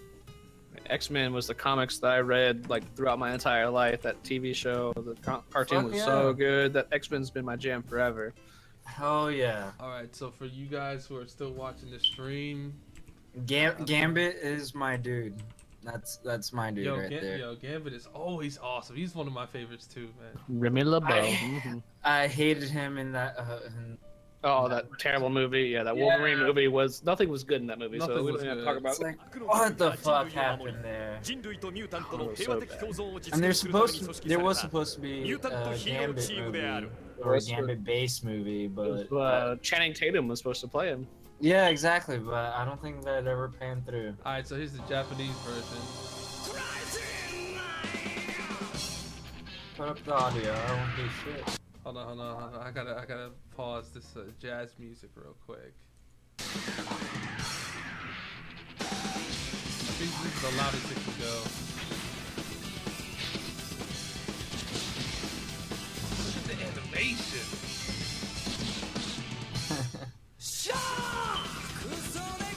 Oh man, the 90s. This was the best show that was ever on TV, man. Oh, give it on! He's looking sick. Rogue and Storm. Even featured Cable in there? Like, what? God, this intro is so godlike. Like, even though I love the music for fucking... The music will always be legendary for this. I just wish we had this animation. This shit is sick. Wolverine duking out with the Mega Man. Oh my god. I just miss old X-Men, man. Yeah, most definitely. And they ruined the final season because the animation was shitty. Oh, well, yeah, they got changed. Like, they had whole new writers and everything. It was real bad. Oh man, so good. And the commercial break song. X-Men! X-Men. I'm the Juggernaut, bitch. X-Men! I remember when that came out. Oh man. It's one of the funniest things I've ever seen on the internet, man. Had me rolling. X-Men! God, That's like middle school shit. dude, man, it's like old cartoon intros like this, like Thundercats and X-Men, and just man, it just makes old shows just like, Mummy's alive. oh my god. you know about that shit, right? God. Mummy's alive. Oh my god. Mommy's alive. That was so dumb. But it was so good though. I miss old cartoons and like Double Dragon. Oh hell yeah. Mighty Max. Mm-hmm. Alright, so alright guys, so we're pretty much wrapping up here, saying old ass cartoon names. We'll be back next Friday talking about the latest releases. Hopefully we'll see Alien Covenant. Hopefully we'll see Guardians. We'll talk more about that in detail for our next podcast. Just chilling, and we'll probably start the podcast a little bit earlier. I had to do some setup that took like an hour, so that's on us. So sorry about that, guys, for being a little late. Again, I would like to thank my man Nomad OX, 0X, excuse me, and my man Mark, aka Sep. Appreciate you stopping by. Oh yeah. Yeah, thank you so much. Sure. And yeah, so on Sunday we're gonna be having Frame Data, the Frame Data podcast. We'll be talking more about Injustice 2. The game is finally We're out. doing some actual playing. Where's are we going? Am I going to your place? What's happening with this? I'm gonna see if I can get some people over and bring their PlayStation 4, because since I don't have one, I can't really do Right. anything about that, you know. So I'll keep in contact with them, and we'll talk tomorrow, so we can set that up. Other than that, you know, just you guys, thank you so much for supporting the channel. This has been Pixel Bitchin' Podcast for all your gaming, music, and movie and pop culture needs. Keep drinking, be responsible, chill out with your homies, and we'll see you next time. My name is Jordan, aka AlterElement, and have a good day and a good night. Peace out. Peace. Deep.